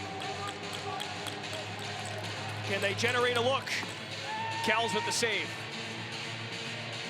Kick back to Walker. Wow. Walker was about to leave the floor and head back to the bench. Yeah, he turns from looking at the bench over his left shoulder to see the ball just careening towards him, but not the reset you were expecting, but a reset the Firewolves will take, because that's multiple resets here on this possession. It's a long shift for Vegas defensively.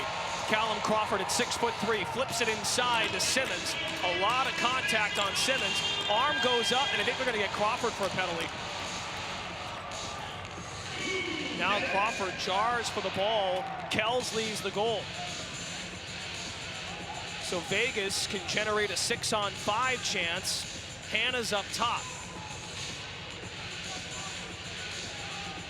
Patra, who's got 2 tonight. Swing pass. Jamison kept it in front. And a power play is coming up for the Desert Dogs. Callum Crawford is the guilty party. 4:05 to play here in the third. We'll get the call officially in just a moment.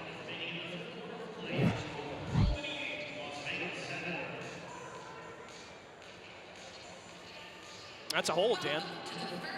Yeah, it certainly is, and it seemed like a fairly innocent interaction between the two of them when it started. Well, good sign language on the call, but it's a hold, and Callum Crawford, Brett, still can't believe it. He doesn't think it's a hold, because no one commits penalties. We'll be right back.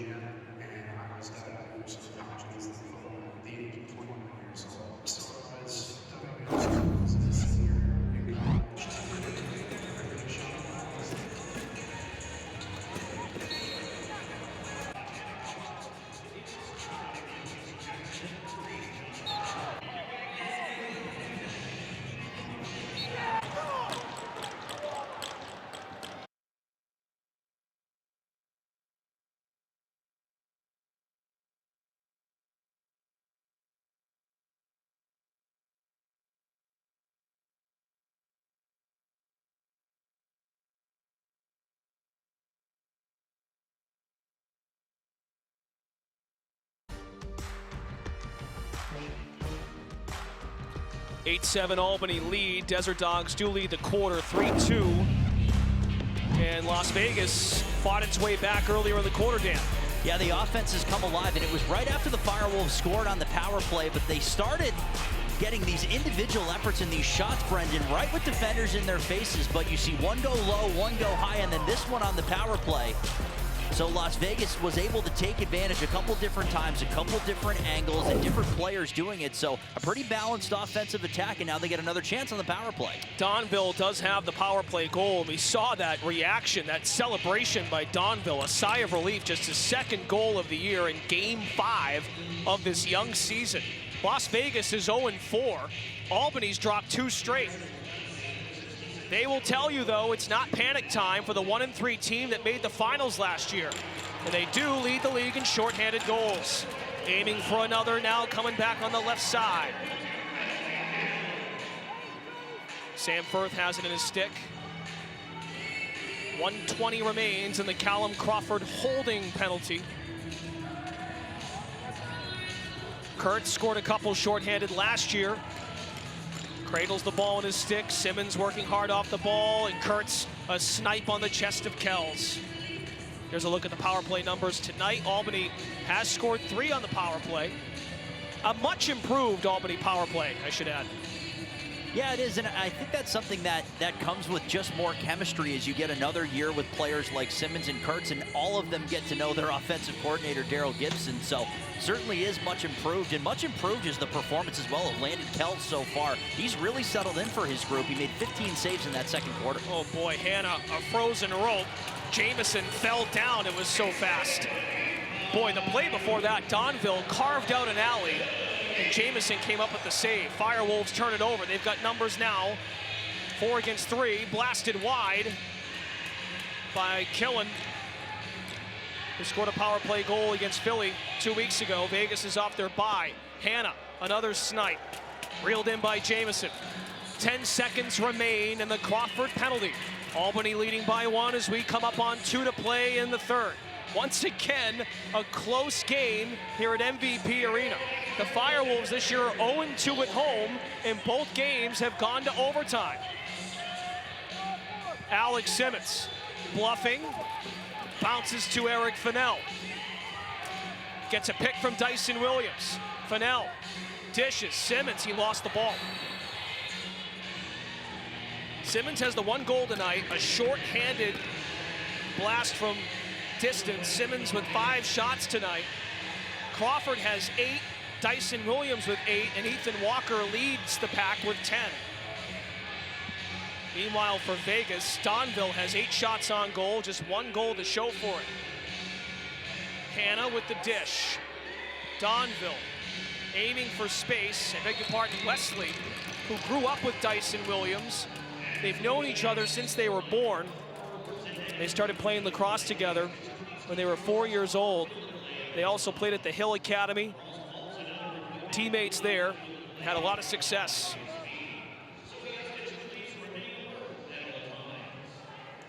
"15 seconds remain in this reset. On the run, Patra is stopped. McDonald has to backtrack. Donville with a sneaky swipe. This Las Vegas team, Brendan, they thrive on chaos, so the more that they can get the Firewolves out of their defensive sets, get resets, things like that, the better it seems like their offensive possessions have gone. Very creative to get it to Donville. Well, they are a desperate team. They're 0-4 and need a win. I think both teams, you can kind of feel, I guess desperation is the right word for it, because Las Vegas simply has to win to remain in the picture. And the Firewolves, with pressure coming on them after their finish last year and getting to the finals, need to claw back into that playoff picture, which is still wide open. 20 seconds remain in the quarter, 8 on the shot clock for Simmons. Feed to Simmons. How did he get it in there? Oh my, Kurtz put it right on the door for Simmons to ring the bell.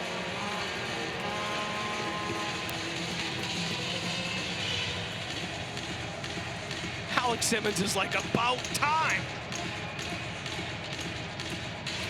Boy, I tell you, those two are a lot of fun to watch when they just find creative ways to open up the other to get shots.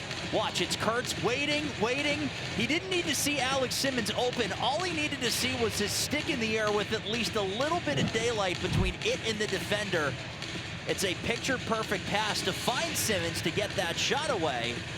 And boy, he used every inch of his frame on that one. And for the time being, this goal will count with 15.3 seconds left.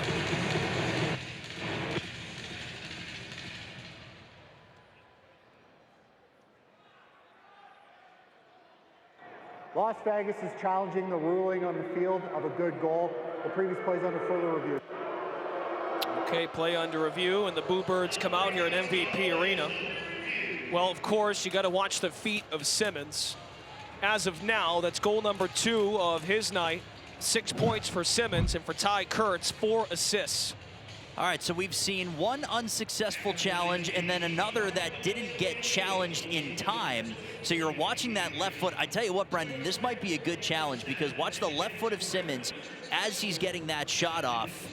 I do think that was down before it crossed the line. We might have a better idea if we see the overhead view, but I think this challenge might have some merit to it as it was just such a bang-bang play, and it was good enough coverage from the defense of the Desert Dogs where it forces Alex Simmons into an uncomfortable position to get that shot.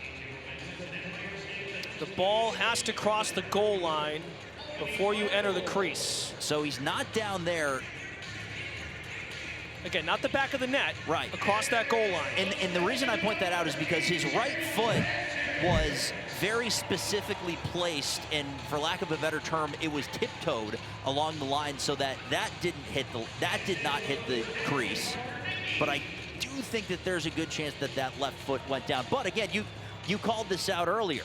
Has to be clear, so you have to be able to essentially see side for side that view that we just saw and see that his foot's down and then measure it up against did that ball cross the line completely. So has to be clear, and I think that's why we're seeing a review that's taking a bit longer.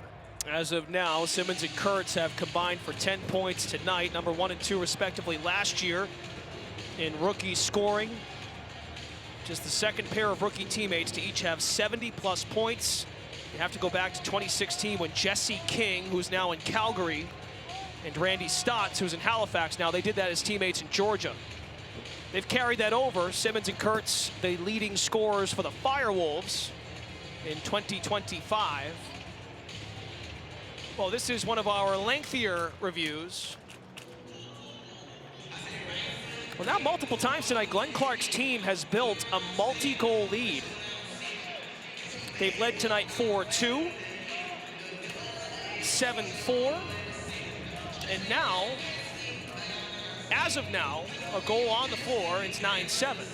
Yeah, and how about that? As soon as they built that multi-goal lead, 4-2, 2 goals from Las Vegas within the span of under 2 minutes to tie it. Then they built that 7-4 lead, and you get 3 goals in the third quarter within the span of, like you said, 1:12. So it hasn't just been response, it's been rapid response. That's come from this Las Vegas offense multiple different times. So even if they do end up going down 9-7 and this goal ends up counting, as this review is really coming down to the inches, the millimeters, the centimeters, however you want to use it, whatever your system of measure is. Regardless, they certainly seem to have what it takes in order to make these multi-goal comebacks, Brendan. They've already done it twice, and they may be in the position to do it a third time, as we just got the information. We're past the 4-minute mark here for this review. Got to be close. Yeah, again, the idea, though, with these challenges is you want the pace of play to remain fast. So again, right foot not in the crease. Thought you were about to start singing Dua Lipa. You overestimate my talents, my good friend. Well, you said right foot. Got me going there a bit. I would end up going more with the cha-cha slide, I think, if I were to go down there. Just saw a split screen of Glenn Clark and Sean Williams. Their relationship goes back 30 years. They've played together at multiple levels. Brooklyn, Coquitlam, Toronto Rock in the mid-90s, Team Canada. There's Glenn Clark, like, let's go. And of course, he's rooting for an unsuccessful challenge to keep the goal.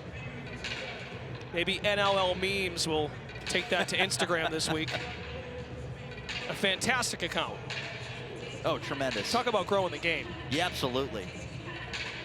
Memes move the lacrosse world. 6 minutes in, we have a verdict of some kind.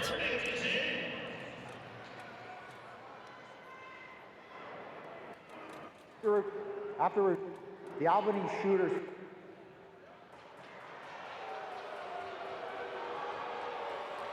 foot touches down in the crease before the ball crosses the goal line. Therefore, we have no goal.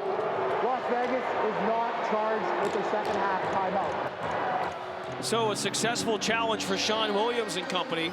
Vegas keeps its second half timeout, and it remains a 1-goal game. And that's worst case scenario for the Firewolves, because you have the challenge that takes the goal away, and now you've been sitting around for 6 minutes to get a little bit cold after that review is happening. So we'll see if either team is able to take advantage, but that's big for Las Vegas, of course, especially with 15 seconds left, so they can hold for the final shot, and they will go 6-on-5, Brendan, in order to do it.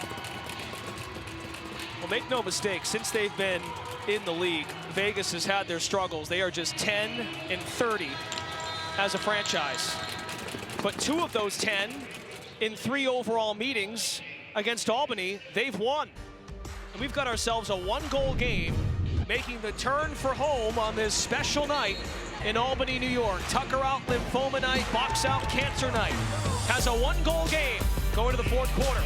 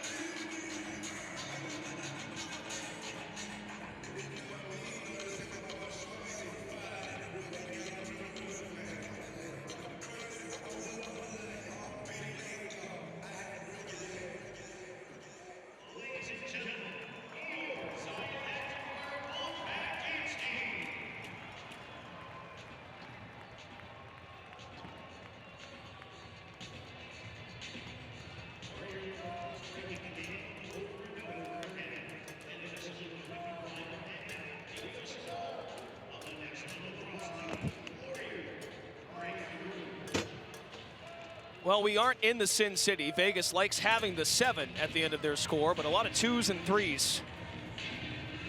I don't know if that's a favorite roulette number of anybody's, but a live look in, we're in Albany. But over in Georgia, in Duluth, Rochester dominating. Georgia trying to muster a comeback. Andrew Q, the former Firewolf, with a goal. I beg your pardon, that's a Rochester goal to make it 11-4. Later tonight, 3 games on this Saturday, week 6, only 3 games, all tonight. Ottawa visits San Diego, 10 Eastern on ESPNU. We're in Albany, 4th quarter's underway. Brendan Glasheen, Dan Ball, Ashley Miller, thanks for being with us. It's been a lot of fun tonight. Special night to honor the late Tucker Williams, to raise awareness for lymphoma research.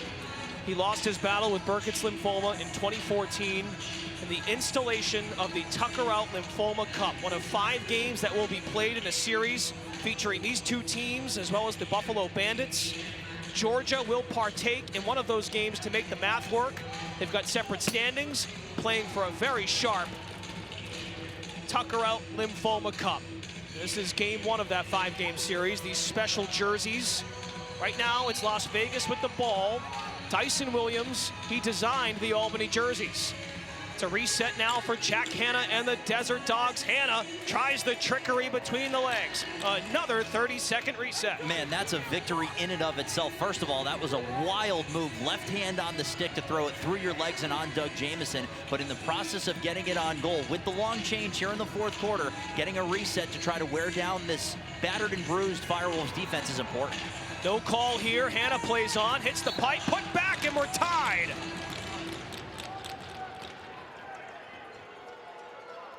Kyle Killen sticks with the play, and we're even at 8. So a lot going on here in this play, including the fact that Ethan Walker, a forward on this Firewolves roster, was back playing defense against the right side, and that's where you see the goal coming from.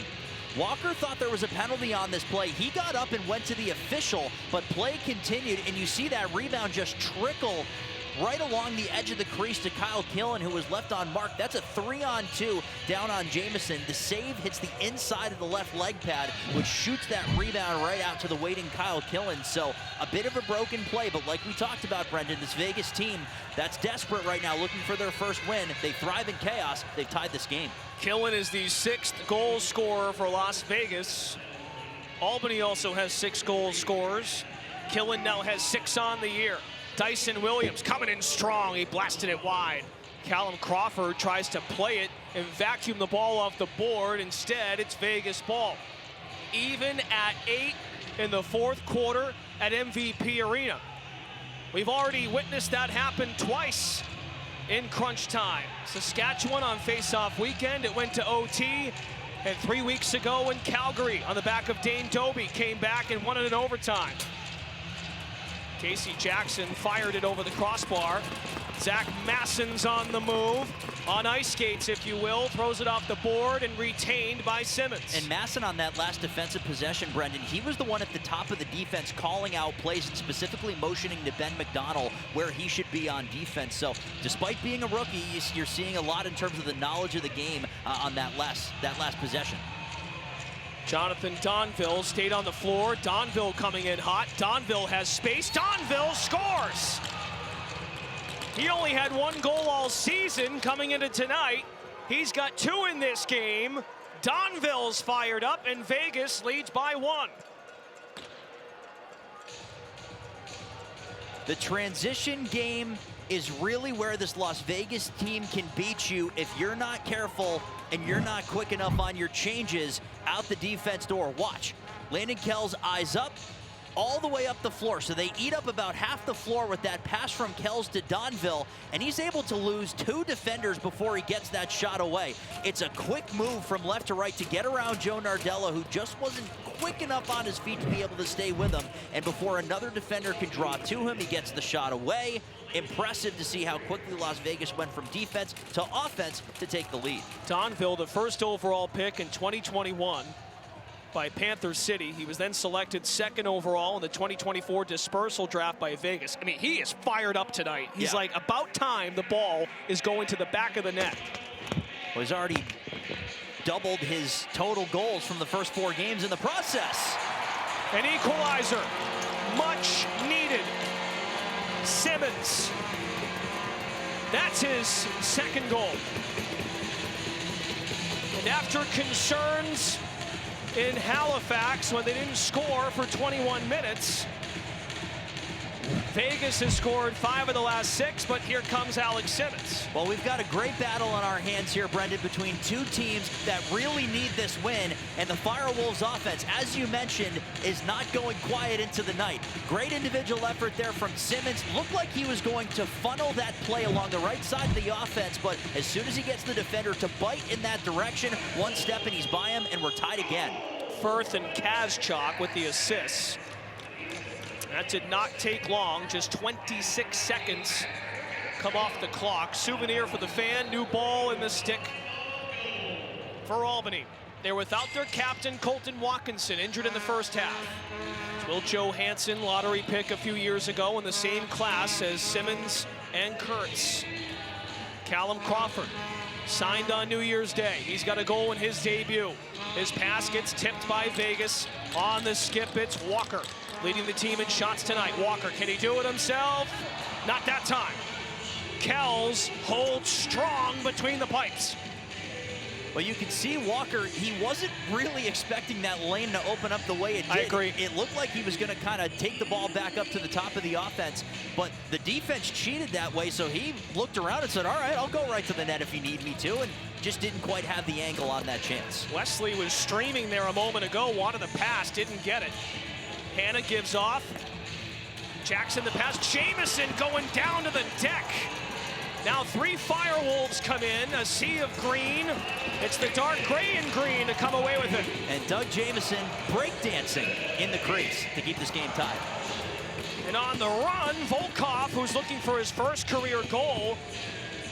Second year with the franchise, Nicholas Volkov has yet to score a goal in the NLL. First round pick in 2023. And Vegas comes right back. There he is again. Webster with a hat trick in his first career NLL game. Well, it's been ringing in my ears ever since Sean Williams told Ashley, when you make a lineup change like that, you quote-unquote hope for the best. I don't think they could have hoped for much more than this. And it's so impressive because he's coming right off the bench. 1, 2, 3, and then he's looking to shoot. That's not a rookie playing his first game. That's a confident goal scorer that knows that as soon as I get within that area on the floor, I'm going to try to shoot. Impressive. And the hat trick, part of a 10-goal output for this Las Vegas offense, and a lead once again. The Desert Dogs are trying to quiet the naysayers. They're 0-4. We've talked about their goal differential in the second half. Entering tonight, -9 in fourth quarters through 4 games. They lead the quarter 3-1. 10 minutes to go, it's a 1-goal game. Simmons drifting inside, kick save Kells. Plays it behind the goal. We'll find out about both of these teams and their mental toughness. As Glenn Clark likes to say, the battle of attrition in another 1-goal game, and he said it. He didn't care that Vegas was 0-4. Any given Sunday, as they say in the NFL, any given weekend in the National Lacrosse League, anyone can beat anyone. Vegas has a pep in their step here. Wesley is stopped. Transition about to unfold. Burn the pass. Crawford out the door. Missed it wide. And when Glenn Clark discussed their scoring droughts against Halifax, he did not put that on his defense. He said at the end of the day, when you have a run that goes against you, you got to score. Yeah, that's why we talked about the punch-counterpunch, Brendan, is he really wanted his offense to be the answer to at least kind of break up the scoring barrage a little bit. And I think when you hear those kind of comments and see the addition of Callum Crawford to the offense, that's the kind of guy with the ball in his stick, with time winding down, he can be that counterpunch. It's another tight one at MVP Arena. Vegas leads by 1 with under 9 to go.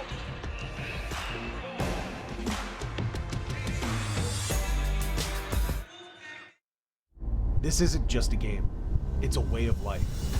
We eat, sleep, and breathe lacrosse. It demands respect from each player.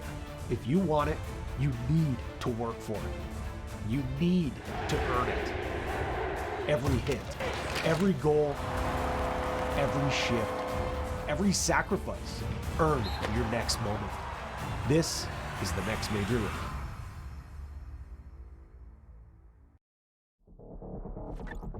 It's a rivalry renewed. Transition game to perfection. 2 historic franchises with a lot of history. Look at the athleticism. It's the Buffalo Bandits hosting their cross-border rival, the Toronto Rock. With the alley and the Bandits Rock. It's NLL Friday night on TSN.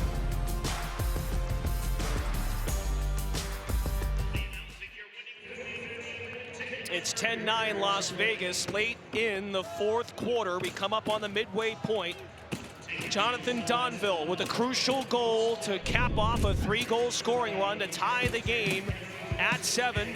Dan Ball, that's our assist of the game, brought to you by Eero. It is, and that was the goal that tied the game at 7, Brendan, and we've gone 1 goal back and forth this entire time since then. That was goal number 3 of what has been a 6-2 run for Las Vegas since the beginning of that third quarter. So a beautiful assist to set up that goal. It was an important goal for Donville. You saw that celebration. He was fired up that he was on the board. He then scored again as the offense has started to heat up for Las Vegas. That was on the power play. Donville has since added another.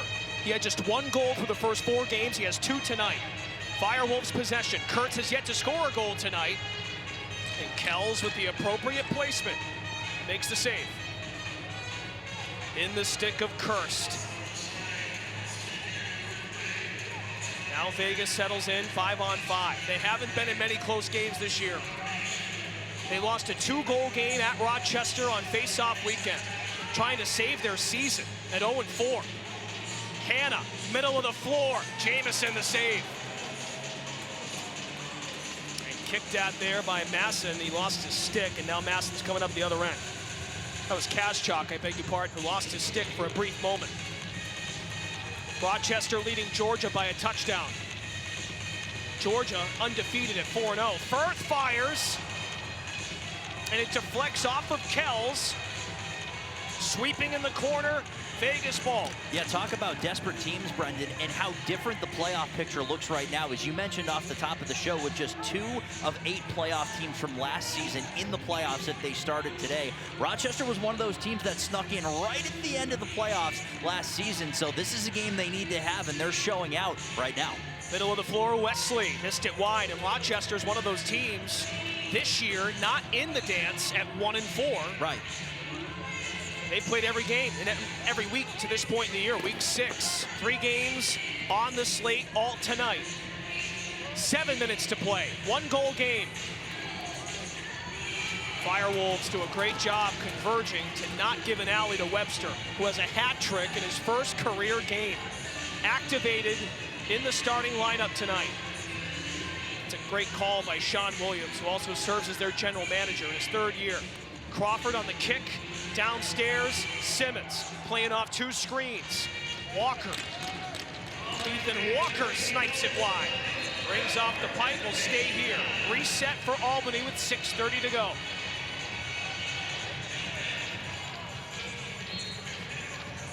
Well, as it turns out, it's early. MVP Arena, you play 9 home games on your season. This arena has a 1-goal feel to it. Tight game once again here in this building. Simmons pokes at it, and Jacob Rouet has got it for Vegas. Well, the offense, you've seen good individual efforts, Brendan, but I still think, and this is something Coach Clark said to Ashley earlier, the offense is still kind of figuring it out in real time. So some of those cuts, some of those quick passes just quite aren't as crisp. And so you've seen more balls hit the floor on offensive possessions for the Firewolves than maybe you're accustomed to. Patra drills one of the Firewolves. They're doing the YMCA in crunch time. 6 minutes to go and a 1-goal lead for Vegas. Albany in search of the equalizer. Kaschak, who's going to stay on the floor and now hit the exit. In front, they tie the game. First goal for Kurtz tonight. 10-10.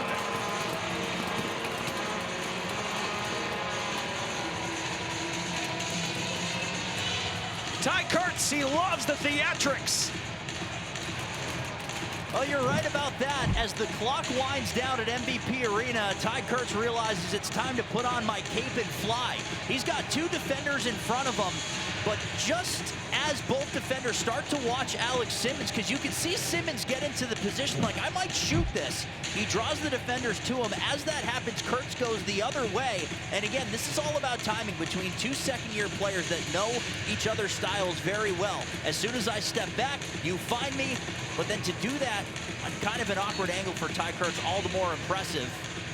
He's becoming a bit of a 4th quarter hero for this Firewolves team, and we're tied again for the 8th time in this game, including 0-0. 3 weeks ago tonight, Kurtz had a go-ahead goal in the final 3 minutes against Calgary to put him up 11-10.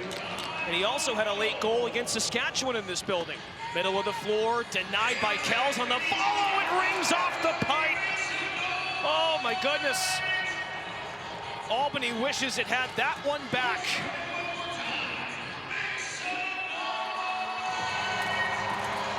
Man, Sam Firth wishes he had another bid there. 5 to play. Callum Crawford, still a weapon in this league. Skips it. Walker, tied up at 10, Ethan Walker.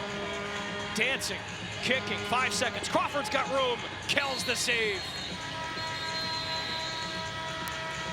Knotted at 10 with under 5 to go.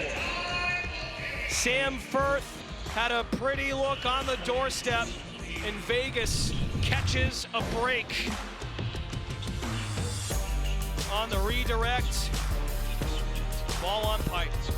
Not quite. So we stay tied at 10. You don't want to leave us. We'll be right back.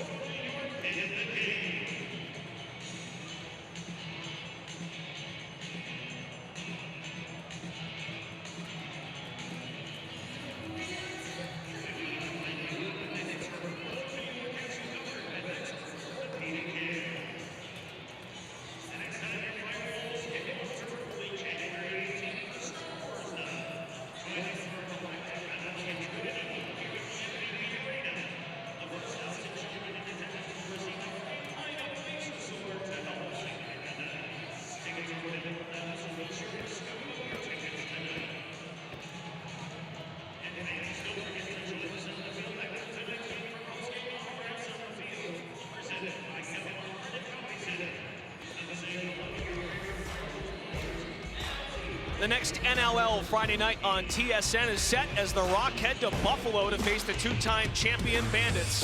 Next Friday, January 10th at 7:30 Eastern. Don't miss the action on TSN and ESPN+. Well, Toronto's record, not quite what we expected. They've had guys out, but when those two teams get together, it's box office. That's right. I imagine Toronto, who needs that win in the worst way, they'll bring something. Donville goes 5-hole out of the media timeout. He's got a hat trick in the lead, back to the Desert Dogs.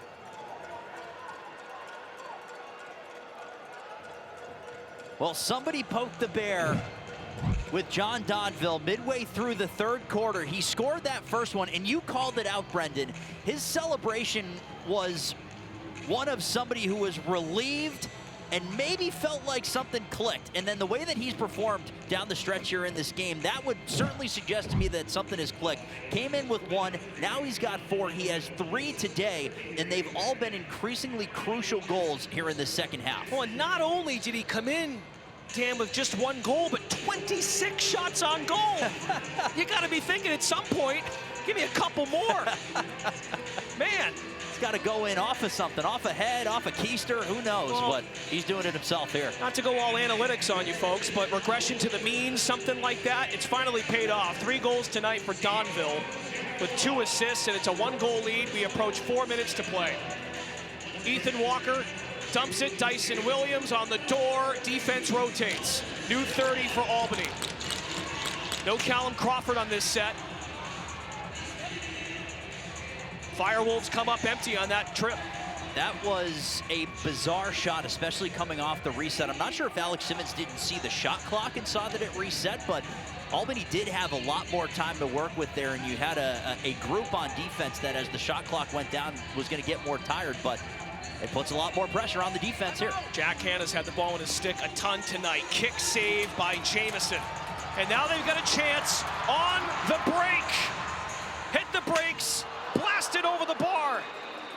Simmons missed his opportunity. So he was out there for that full defensive possession. Sure because was. He was that far forward back after the shot hit off the end wall. So felt like maybe a bit of retribution, but great job by Las Vegas to get numbers back in transition to interrupt that shot. Simmons, a 7-point night, 2 goals, 7 shots on the goal. Hanna swimming, kicking, Donville. Bounce shot won't go. Donville bids for a loose ball. They check him hard. Great play by Byrne, staying on Donville, and it's Albany ball. Under 3 to play. Both head coaches have their second half timeout. Vegas won a challenge to keep their timeout, and Glenn Clark still has his challenge flag and a timeout. Fennell with freedom to shoot. Dyson Williams! Wow!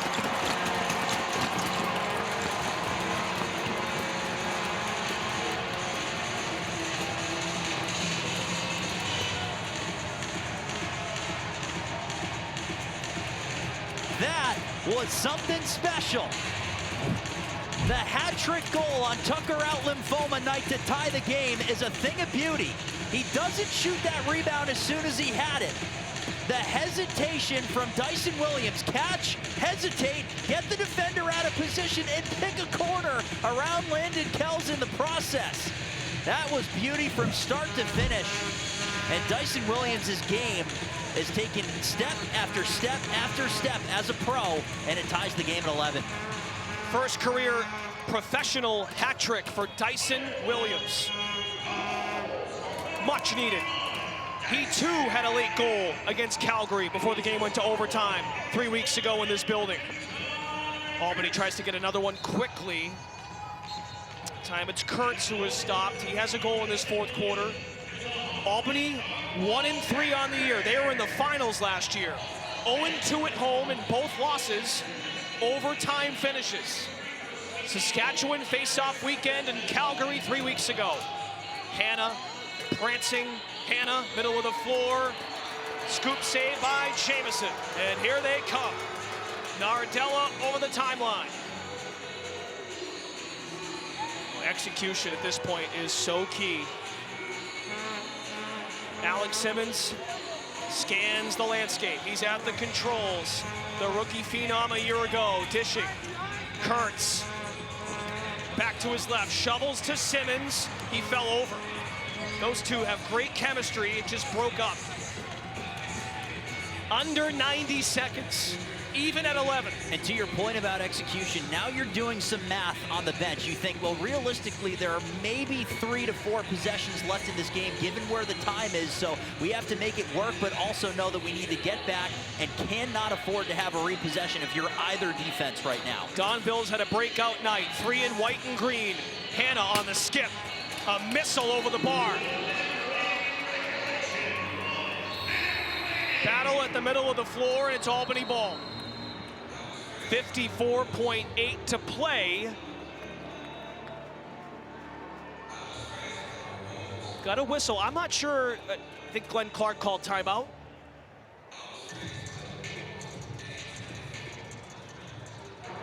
The game clock is being reset to 55 seconds. They had to reset the clock. Gotcha. It did not look like either coach signaled for timeout. No, nobody had the grease board out to drop what was going to happen there on offense. So a couple ticks back on the clock, 55.5. Fresh 30-second shot clock for Albany.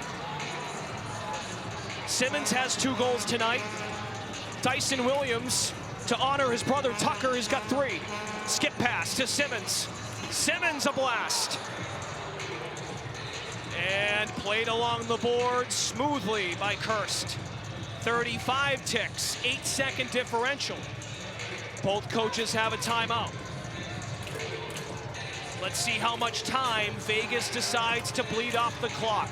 In the stick of Donville. They throw a double. Donville in front, behind the back shot. Loose ball, back to Vegas. And the Desert Dogs get a timeout. Wow. That was such a huge loose ball. That is the key in these limited time situations in the fourth quarter, Brendan.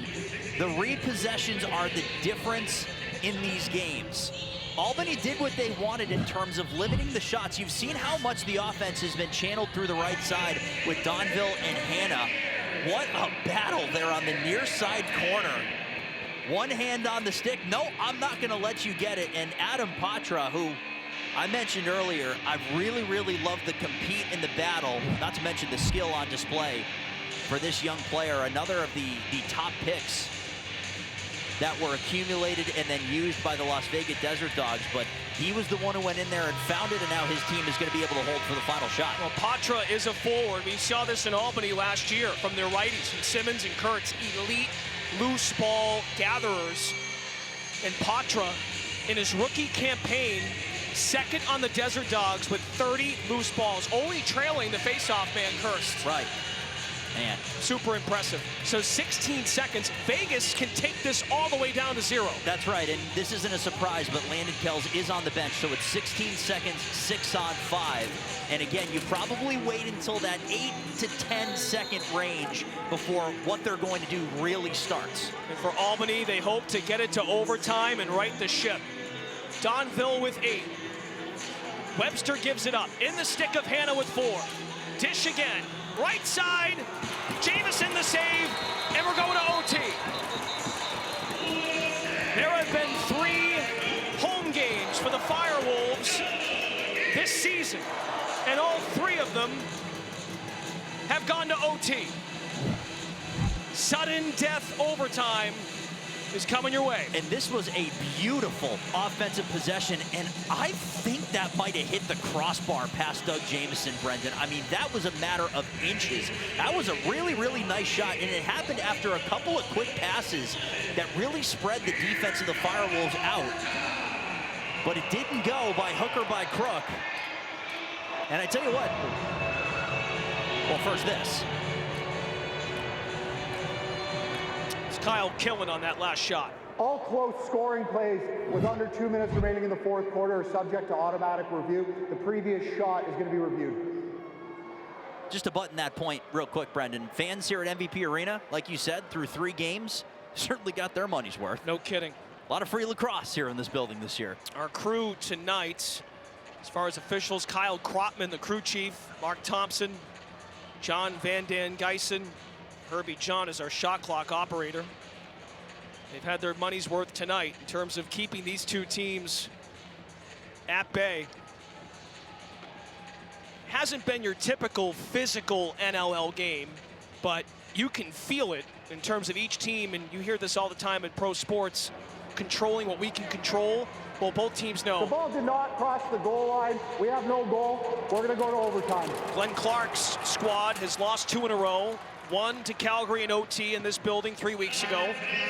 Then you had a big lead, 9-3 against Halifax a week ago, and they allowed a 10-0 run to end the game. They didn't score for 20 minutes. And for Vegas, you're 0-4. Sean Williams is the head coach.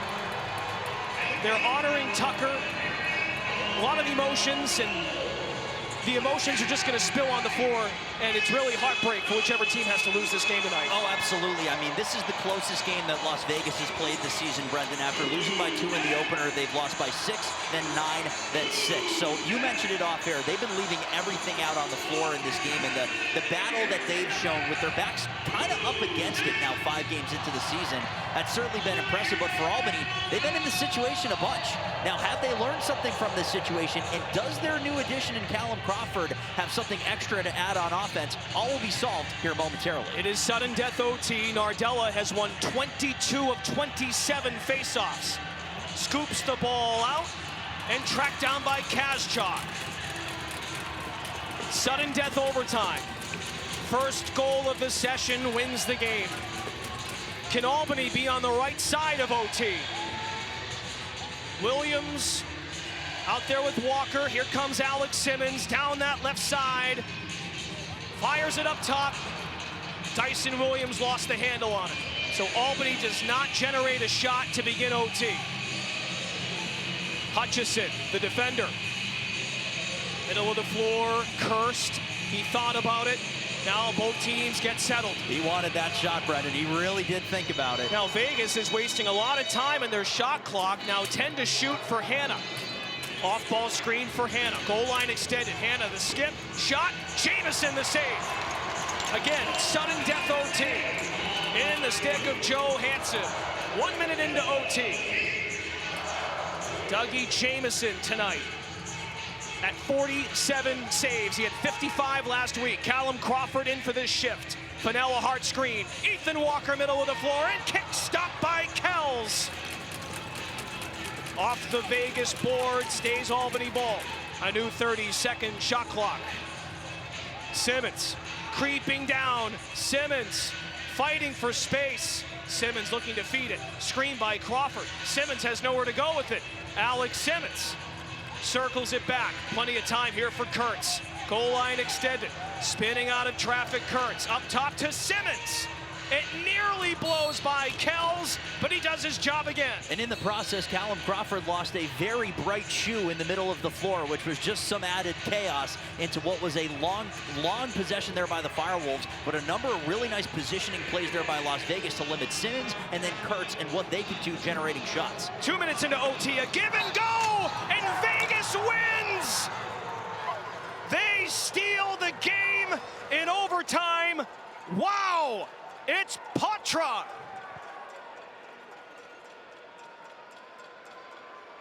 And once again, overtime at home, the Firewolves are on the wrong side of it.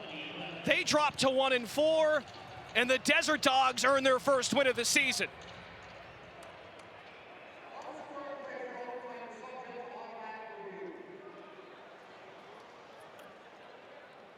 Wow.